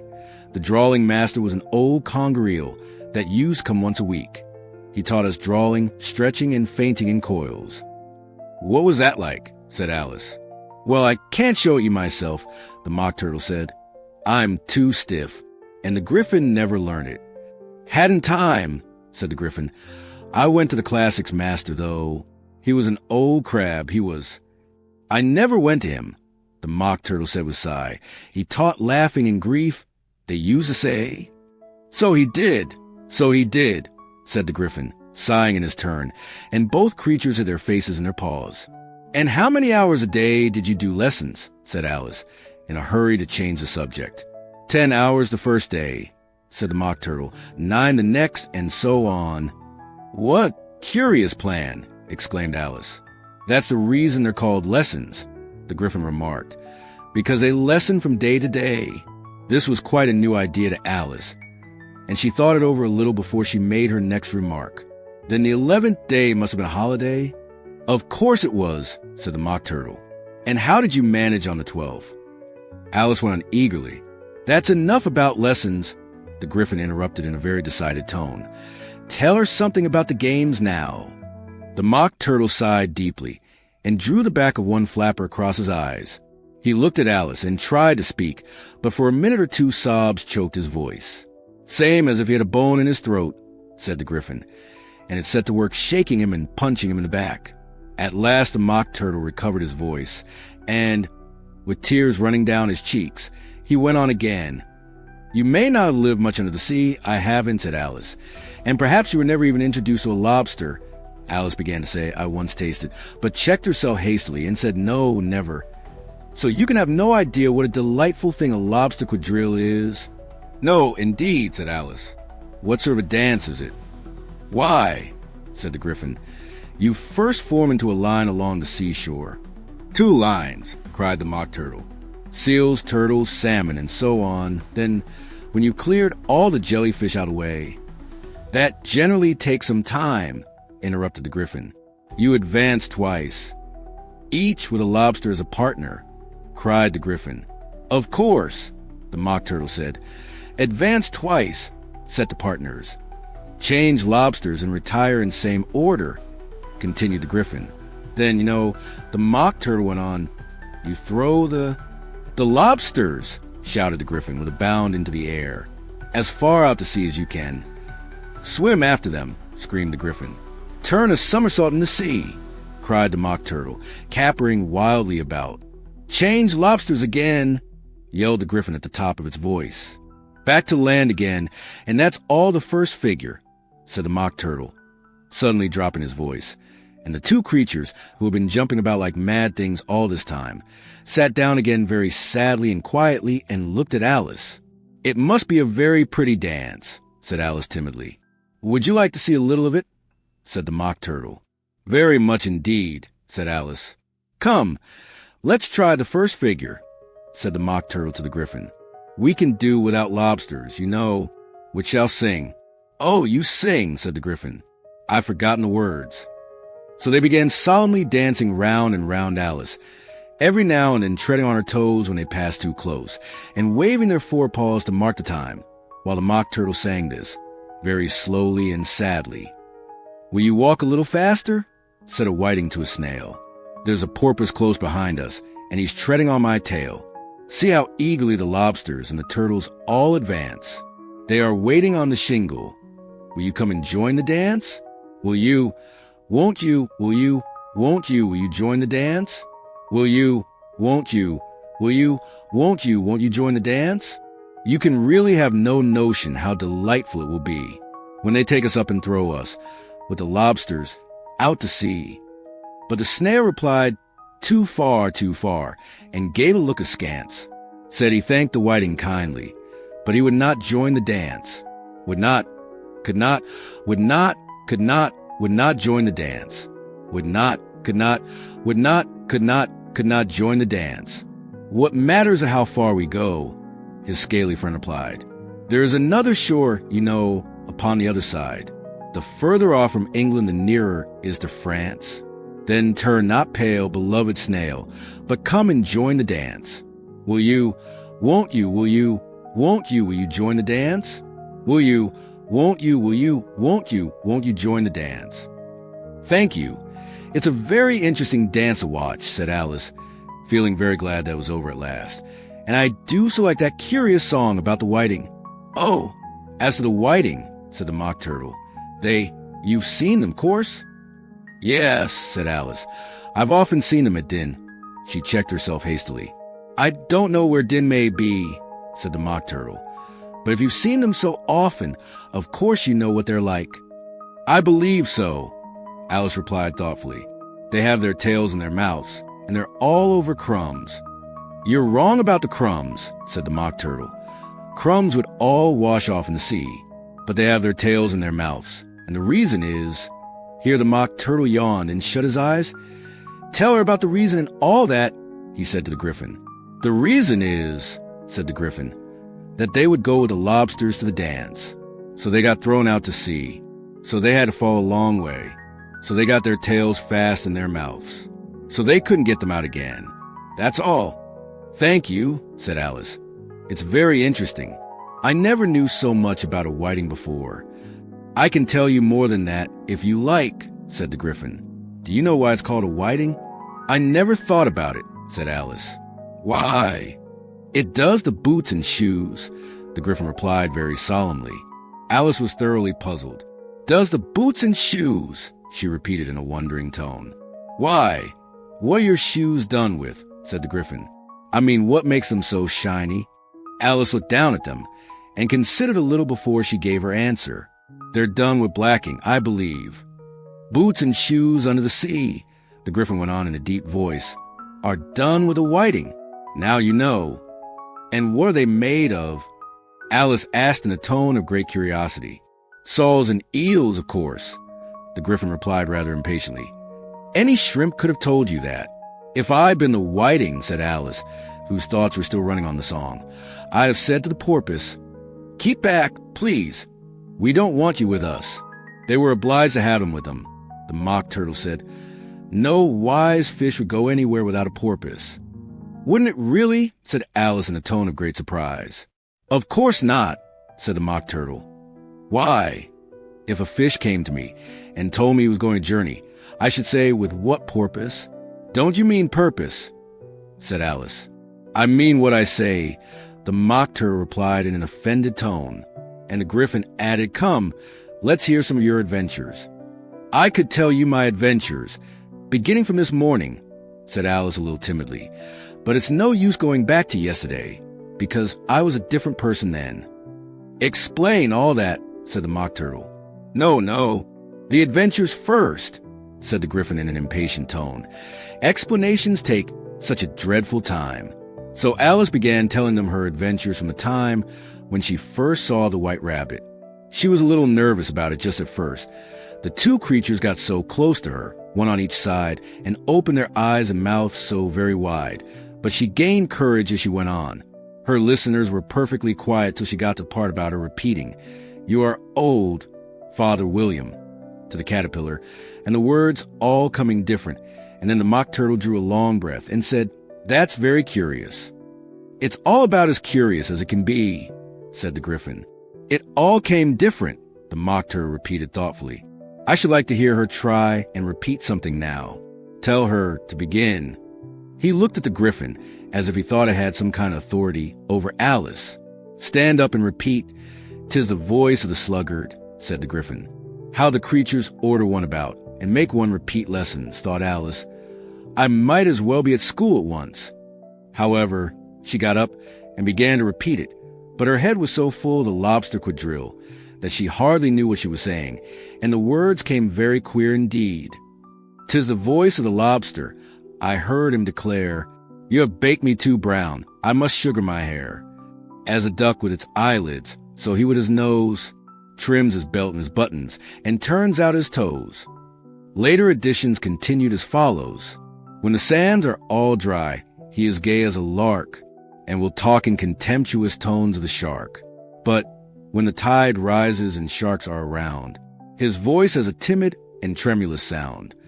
That's different from what I used to say when I was a child, said the Gryphon. Well, I never heard it before, said the Mock Turtle, but it sounds uncommon nonsense. Alice said nothing. She had sat down with her face in her hands, wondering if anything would ever happen in a natural way again. I should like to have it explained, said the Mock Turtle. She can't explain it, said the Gryphon hastily. Go on with the next verse. But about his toes, the Mock Turtle persisted. How could he turn them out with his nose, you know? It's the first position in dancing. Alice said, but was dreadfully puzzled by the whole thing and longed to change the subject. Go on with the next verse, the Gryphon repeated impatiently. It begins, I passed by his garden. Alice did not dare to disobey, though she felt sure it would all come wrong, and she went on in a trembling voice. I passed by his garden and marked, with one eye, how the owl and the panther were sharing a pie. Later editions continued as follows. The panther took pie crust and gravy and meat, while the owl had the dish as it shared the treat. When the pie was all finished, the owl, as a boon, was kindly permitted to pocket the spoon, while the panther received knife and fork with a growl, and concluded the banquet. What is the use of repeating all that stuff? The Mock Turtle interrupted. If you don't explain it as you go on, it's by far the most confusing thing I ever heard. Yes, I think you'd better leave off, said the Gryphon, and Alice was only too glad to do so. Shall we try another figure of the lobster quadrille? The Gryphon went on. Or would you like the Mock Turtle to sing you a song? Oh, a song, please, if the Mock Turtle would be so kind, Alice replied, so eagerly that the Gryphon said, in a rather offended tone, H.M., no accounting for tastes. Sing her turtle soup, will you, old fellow? The Mock Turtle sighed deeply and began, in a voice sometimes beautiful soup, so rich and green, waiting in a hot tureen. Who for such dainties would not stoop? Soup of the evening, beautiful soup. Soup of the evening, beautiful soup. Bo-ootiful soup. Bo-ootiful soup. Soup of the evening. Beautiful, beautiful soup. Beautiful soup. Who cares for fish, game, or any other dish? Who would not give all else for a 2p? Any worth only a beautiful soup? Pennyworth only a beautiful soup? Beautiful soup, beautiful soup, oop of the evening, beautiful, beautiful soup. Chorus again, cried the Gryphon, and the Mock Turtle had just begun to repeat it, when a cry of the trial's beginning was heard in the distance. Come on, cried the Gryphon, and, taking Alice by the hand, it hurried off, without waiting for the end of the song. What trial is it? Alice panted as she ran, but the Gryphon only answered, come on, and ran the faster, while more and more faintly came, carried on the breeze that followed them, the melancholy words. Sue, oop of the evening, beautiful, beautiful soup. Choked with sobs to sing this. The King and Queen of Hearts were seated on their throne when they arrived, with a great crowd assembled about them, all sorts of little birds and beasts, as well as a whole pack of cards. The knave was standing before them, in chains, with a soldier on each side to guard him, and near the king was the White Rabbit, with a trumpet in one hand and a scroll of parchment in the other. In the very middle of the court was a table, with a large dish of tarts upon it. They looked so good that it made Alice quite hungry to look at them. I wish they'd get the trial done, she thought, and hand round the refreshments.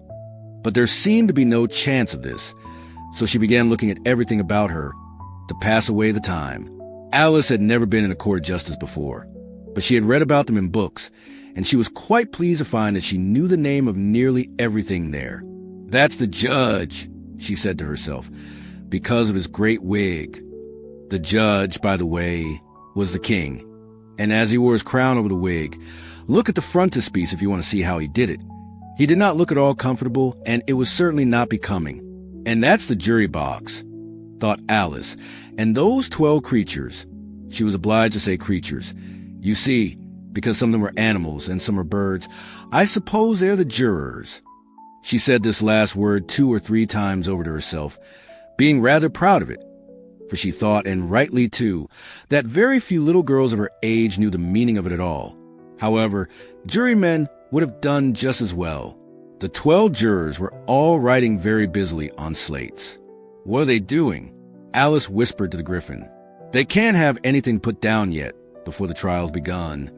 They're putting down their names, the Gryphon whispered in reply, for fear they should forget them before the end of the trial. Stupid things. Alice began in a loud, indignant voice, but she stopped hastily, for the White Rabbit cried out, "Silence in the court!" And the king put on his spectacles and looked anxiously round to make out who was talking. Alice could see, as well as if she were looking over their shoulders, that all the jurors were writing down stupid things on their slates, and she could even make out that one of them didn't know how to spell stupid, and that he had to ask his neighbor to tell him. A nice muddle their slates will be in before the trial's over, thought Alice. One of the jurors had a pencil that squeaked. This, of course, Alice could not stand, and she went round the court and got behind him, and very soon found an opportunity of taking it away. She did it so quickly that the poor little juror, it was Bill the Lizard, could not make out at all what had become of it. So, after hunting all about for it, he was obliged to write with one finger for the rest of the day, and this was of very little use, as it left no mark on the slate. "Herald, read the accusation," said the king. On this the White Rabbit blew 3 blasts on the trumpet, and then unrolled the parchment scroll and read as follows. "The Queen of Hearts, she made some tarts, all on a summer day. The Knave of Hearts, he stole those tarts, and took them quite away. Consider your verdict," the king said to the jury. "Not yet, not yet," the rabbit hastily interrupted. "There's a great deal to come before that. Call the first witness," said the king, and the White Rabbit blew 3 blasts on the trumpet and called out, "First witness." The first witness was the Hatter. He came in with a teacup in one hand and a piece of bread and butter in the other. "I beg pardon, your majesty," he began, "for bringing these in, but I hadn't quite finished my tea when I was sent for." "You ought to have finished," said the king. "When did you begin?" The Hatter looked at the March Hare, who had followed him into the court, arm in arm with the Dormouse. 14th of March, I think it was, he said. 15th, said the March Hare. 16th, added the Dormouse. "Write that down," the king said to the jury, and the jury eagerly wrote down all 3 dates on their slates, and then added them up and reduced the answer to shillings and pence. "Take off your hat," the king said to the hatter. "It isn't mine," said the hatter. "Stolen," the king exclaimed, turning to the jury, who instantly made a memorandum of the fact. "I keep them to sell," the hatter added as an explanation. "I've none of my own. I'm a hatter." Here the queen put on her spectacles and began staring at the hatter, who turned pale and fidgeted. "Give your evidence," said the king, "and don't be nervous, or I'll have you executed on the spot." This did not seem to encourage the witness at all. He kept shifting from one foot to the other, looking uneasily at the queen, and in his confusion, he bit a large piece out of his teacup instead of the bread and butter. Just at this moment, Alice felt a very curious sensation, which puzzled her a good deal until she made out what it was. She was beginning to grow larger again, and she thought at first she would get up and leave the court. But on second thoughts, she decided to remain where she was as long as there was room for her. "I wish you wouldn't squeeze so," said the dormouse, who was sitting next to her. "I can hardly breathe." "I can't help it," said Alice very meekly. "I'm growing." "You've no right to grow here," said the dormouse.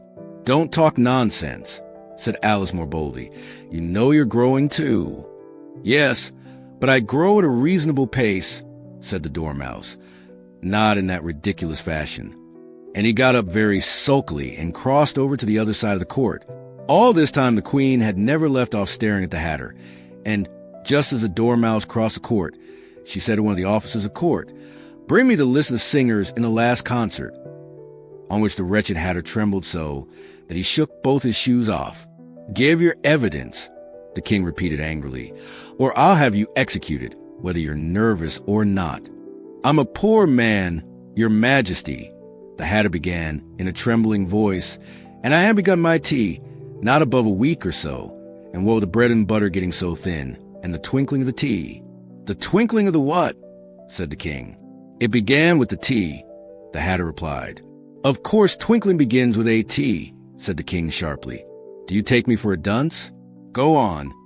"I'm a poor man," the hatter went on, "and most things twinkled after that. Only the March Hare said—" "I didn't."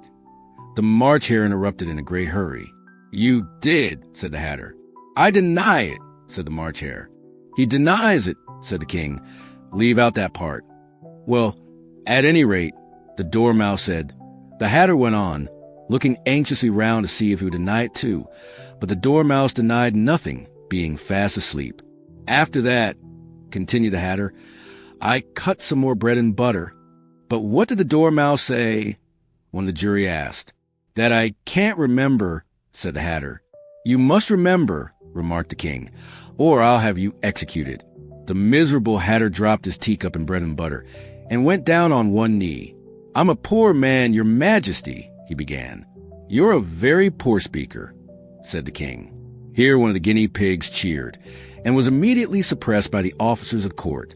As that is rather a hard word, I will just explain to you how it was done. They had a large canvas bag, which tied up at the mouth with strings. Into this they slipped the guinea pig head first, and then sat upon it. "I'm glad I've seen that done," thought Alice. "I've so often read in the newspapers at the end of trials there was some attempt at applause, which was immediately suppressed by the officers of court, and I never understood what it meant till now." "If that's all you know about it, you may stand down," continued the king. "I can't go no lower," said the hatter. "I'm on the floor as it is." "Then you may sit down," the king replied. Here the other guinea pig cheered, and was suppressed. "Come, that finished the guinea pigs," thought Alice. "Now we shall get on better." "I'd rather finish my tea," said the hatter, with an anxious look at the queen, who was reading the list of singers. "You may go," said the king, and the hatter hurriedly left the court, without even waiting to put his shoes on. "And just take his head off outside," the queen added to one of the officers, but the hatter was out of sight before the officer could get to the door. "Call the next witness," said the king. The next witness was the duchess's cook. She carried the pepper box in her hand, and Alice guessed who it was, even before she got into the court, by the way the people near the door began sneezing all at once. "Give your evidence," said the king. "Shan't," said the cook. The king looked anxiously at the White Rabbit, who said in a low voice, "Your Majesty must cross-examine this witness." "Well, if I must, I must," the king said, with a melancholy air, and after folding his arms and frowning at the cook till his eyes were nearly out of sight, he said in a deep voice, "Treacle," said a sleepy voice behind her. "Collar that dormouse," the queen shrieked out. "Behead that dormouse. Turn that dormouse out of court. Suppress him. Pinch him. Off with his whiskers." For some minutes the whole court was in confusion, getting the dormouse turned out, and by the time they had settled down again, the cook had disappeared. "Never mind," said the king, with an air of great relief. "Call the next witness." And he added in an undertone to the queen, "Really, my dear, you must cross-examine the next witness. It quite makes my forehead ache." Alice watched the White Rabbit as he fumbled over the list, feeling very curious to see what the next witness would be like. "For they haven't got much evidence yet," she said to herself. Imagine her surprise when the White Rabbit read out, at the top of his shrill little voice, the name Alice. "What are tarts made of?" "Pepper, mostly," said the cook. "Here!" cried Alice, quite forgetting in the flurry of the moment how large she had grown in the last few minutes, and she jumped up in such a hurry that she tipped over the jury box with the edge of her skirt, upsetting all the jurymen onto the heads of the crowd below, and there they lay sprawling about, reminding her very much of a globe of goldfish she had accidentally upset the week before. "Oh, I beg your pardon," she exclaimed in a tone of great dismay, and began picking them up again as quickly as she could, for the accent of the goldfish kept running in her head, and she had a vague sort of idea that they must be collected at once and put back into the jury box, or they would die. "The trial cannot proceed," said the king in a very grave voice, "until all the jurymen are back in their proper places. All," he repeated with great emphasis, looking hard at Alice as he said so. Alice looked at the jury box and saw that, in her haste, she put the lizard in head downwards, and the poor little thing was waving its tail about in a melancholy way, being quite unable to move. She soon got out again and put it right. "Not that it signifies much," she said to herself. "I should think it would be quite as much use in the trial one way up as the other." As soon as the jury had a little recovered from the shock of being upset, and their slates and pencils had been found and handed back to them, they set to work very diligently to write out a history of the accident, all except the lizard, who seemed too much overcome to do anything but sit with his mouth open, gazing up into the roof of the court. "What do you know about this business?" the king said to Alice. "Nothing," said Alice. "Nothing whatever?" persisted the king. "Nothing whatever," said Alice. "That's very important," the king said, turning to the jury. They were just beginning to write this down on their slates when the White Rabbit interrupted. "Unimportant? Your Majesty means, of course," he said in a very respectful tone, but frowning and making faces at him as he spoke. "Unimportant, of course, I meant," the king hastily said, and went on himself in an undertone. "Important, unimportant, unimportant, important," as if he were trying which words sounded best. Some of the jury wrote it down important, and some unimportant. Alice could see this, as she was near enough to look over their slates. "But it doesn't matter a bit," she thought to herself. At this moment the king, who had been for some time busily writing in his notebook, cackled out silence, and read out from his book, Rule 42. All persons more than a mile high to leave the court. Everybody looked at Alice. "I'm not a mile high," said Alice. "You are," said the king. "Nearly 2 miles high," added the queen. "Well, I shan't go at any rate," said Alice. "Besides, that's not a regular rule. You invented it just now." "It's the oldest rule in the book," said the king. "Then it ought to be number 1, said Alice. The king turned pale and shut his notebook hastily. "Consider your verdict," he said to the jury in a low, trembling voice. "There's more evidence to come yet, please your Majesty," said the White Rabbit, jumping up in a great hurry. "This paper has just been picked up." "What's in it?" said the queen. "I haven't opened it yet," said the White Rabbit, "but it seems to be a letter written by the prisoner to somebody." "It must have been that," said the king, "unless it was written to nobody, which isn't usual, you know." "Who is it directed to?" said one of the jurymen. "It isn't directed at all," said the White Rabbit. "In fact, there's nothing written on the outside." He unfolded the paper as he spoke, and added, "It isn't a letter after all. It's a set of verses." "Are they in the prisoner's handwriting?" asked another of the jurymen. "No, they're not," said the White Rabbit. "And that's the queerest thing about it." The jury all looked puzzled. "He must have imitated somebody else's hand," said the king. The jury all brightened up again. "Please, your majesty," said the knave, "I didn't write it, and they can't prove I did. There's no name signed at the end." "If you didn't sign it," said the king, "that only makes the matter worse. You must have meant some mischief, or else you have signed your name like an honest man." There was a general clapping of hands at this. It was the first really clever thing the king had said that day. "That proves his guilt," said the queen. "It proves nothing of the sort," said Alice. "Why? You don't even know what they're about." "Read them," said the king. The White Rabbit put on his spectacles. "Where shall I begin, please, your majesty?" he asked. "Begin at the beginning," the king said gravely, "and go on till you come to the end, then stop. These W, they told me you had been to her and mentioned me to him. She gave me a good character, but said I could not swim. He sent them word I had not gone. We know it to be true. If she should push the matter on, what will become of you? I gave her one, they gave him two. You gave us three or more. They all returned from him to you, though they were mine before. If I, or she should chance to be, involved in this affair, he trusts to you to set them free, exactly as we were. My notion was that you had been, before she had this fit, an obstacle that came between him and ourselves, and it, don't let him know she liked him best. For this must ever be a secret, kept from all the rest, between yourself and me. That's the most important piece of evidence we've heard yet," said the king, rubbing his hands. "So now let the jury—" "If any one of them can explain it," said Alice. She had grown so large in the last few minutes that she wasn't a bit afraid of interrupting him. "I'll give him 6 pence. I don't believe there's an atom of meaning in it." The jury all wrote down on their slates, "She doesn't believe there's an atom of meaning in it," but none of them attempted to explain the paper. "If there's no meaning in it," said the king, "that saves a world of trouble, you know, as we needn't try to find any. And yet I don't know," he went on, spreading out the verses on his knee and looking at them with one eye.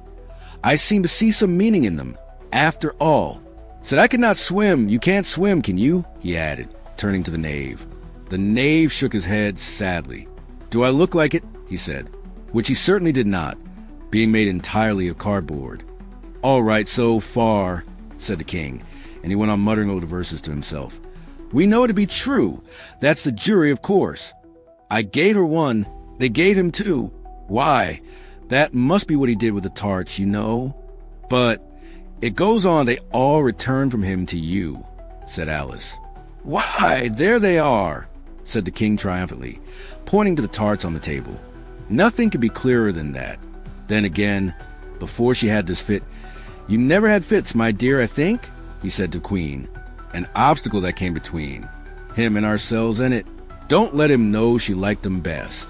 For this must ever be a secret, kept from all the rest, between yourself and me. That's the most important piece of evidence we've heard yet," said the king, rubbing his hands. "So now let the jury—" "If any one of them can explain it," said Alice. She had grown so large in the last few minutes that she wasn't a bit afraid of interrupting him. "I'll give him 6 pence. I don't believe there's an atom of meaning in it." The jury all wrote down on their slates, "She doesn't believe there's an atom of meaning in it," but none of them attempted to explain the paper. "If there's no meaning in it," said the king, "that saves a world of trouble, you know, as we needn't try to find any. And yet I don't know," he went on, spreading out the verses on his knee and looking at them with one eye. "I seem to see some meaning in them, after all. Said I could not swim, you can't swim, can you?" he added, turning to the knave.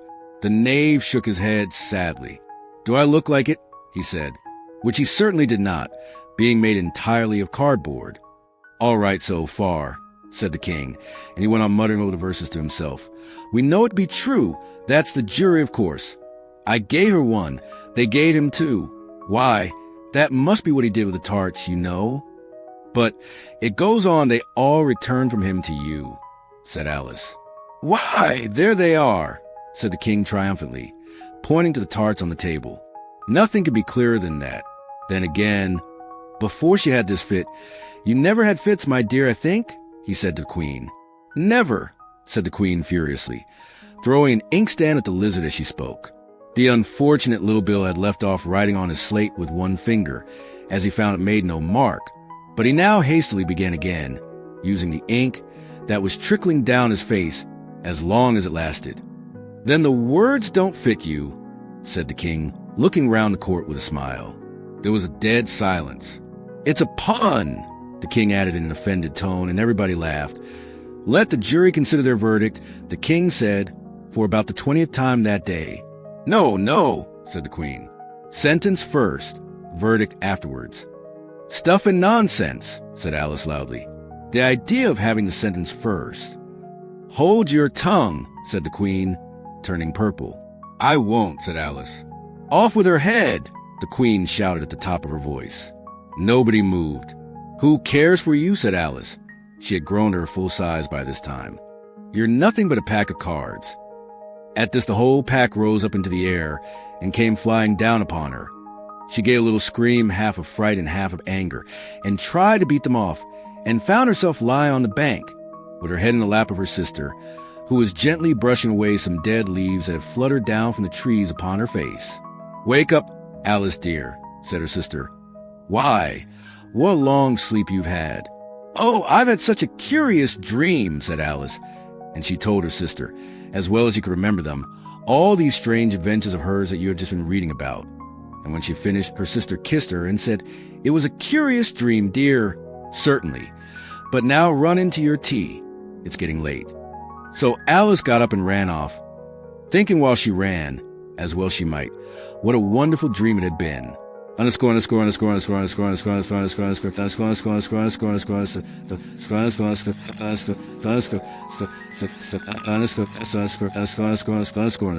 underscore, underscore, underscore, underscore, underscore. But her sister sat still just as she left her, leaning her head on her hand, watching the setting sun, and thinking of little Alice and all her wonderful adventures, till she too began dreaming after a fashion, and this was her dream. First, she dreamed of little Alice herself, and once again the tiny hands were clasped upon her knee, and the bright, eager eyes were looking up into hers. She could hear the very tones of her voice, and see that queer little toss of her head to keep back the wandering hair that would always get into her eyes. And still as she listened or seemed to listen, the whole place around her became alive with the strange creatures of her little sister's dream. The long grass rustled at her feet as the white rabbit hurried by. The frightened mouse splashed his way through the neighboring pool. She could hear the rattle of the teacups as the March Hare and his friends shared their never-ending meal, and the shrill voice of the queen ordering off her unfortunate guests to execution. Once more the pig baby was sneezing on the Duchess's knee, while plates and dishes crashed around it. Once more the shriek of the griffin, the squeaking of the lizard's slate, pencil, and the choking of suppressed guinea pigs filled the air, mixed up with the distant sobs of the miserable mock turtle. So she sat on with closed eyes and half believed herself in Wonderland, though she knew she had but to open them again, and all would change to dull reality. The grass would be only rustling in the wind, and the pool rippling to the waving of the reeds. The rattling teacups would change to tinkling sheep bells, and the queen's shrill cries to the voice of the shepherd boy, and the sneeze of the baby, the shriek of the griffin, and all the other queer noises would change, she knew, to the confused clamor of the busy farmyard, while the lowing of the cattle in the distance would take the place of the mock turtle's heavy sobs. Lastly, she pictured to herself how the same little sister hers would, in the aftertime, be herself a grown woman, and how she would keep, through all her riper years, the simple and loving heart of her childhood, and how she would gather about her other little children and make their eyes bright and eager with many a strange tale, perhaps even with a dream of Wonderland of long ago, and how she would feel with all their simple sorrows, and find a pleasure in all their simple joys, remembering her own child life and the happy summer days.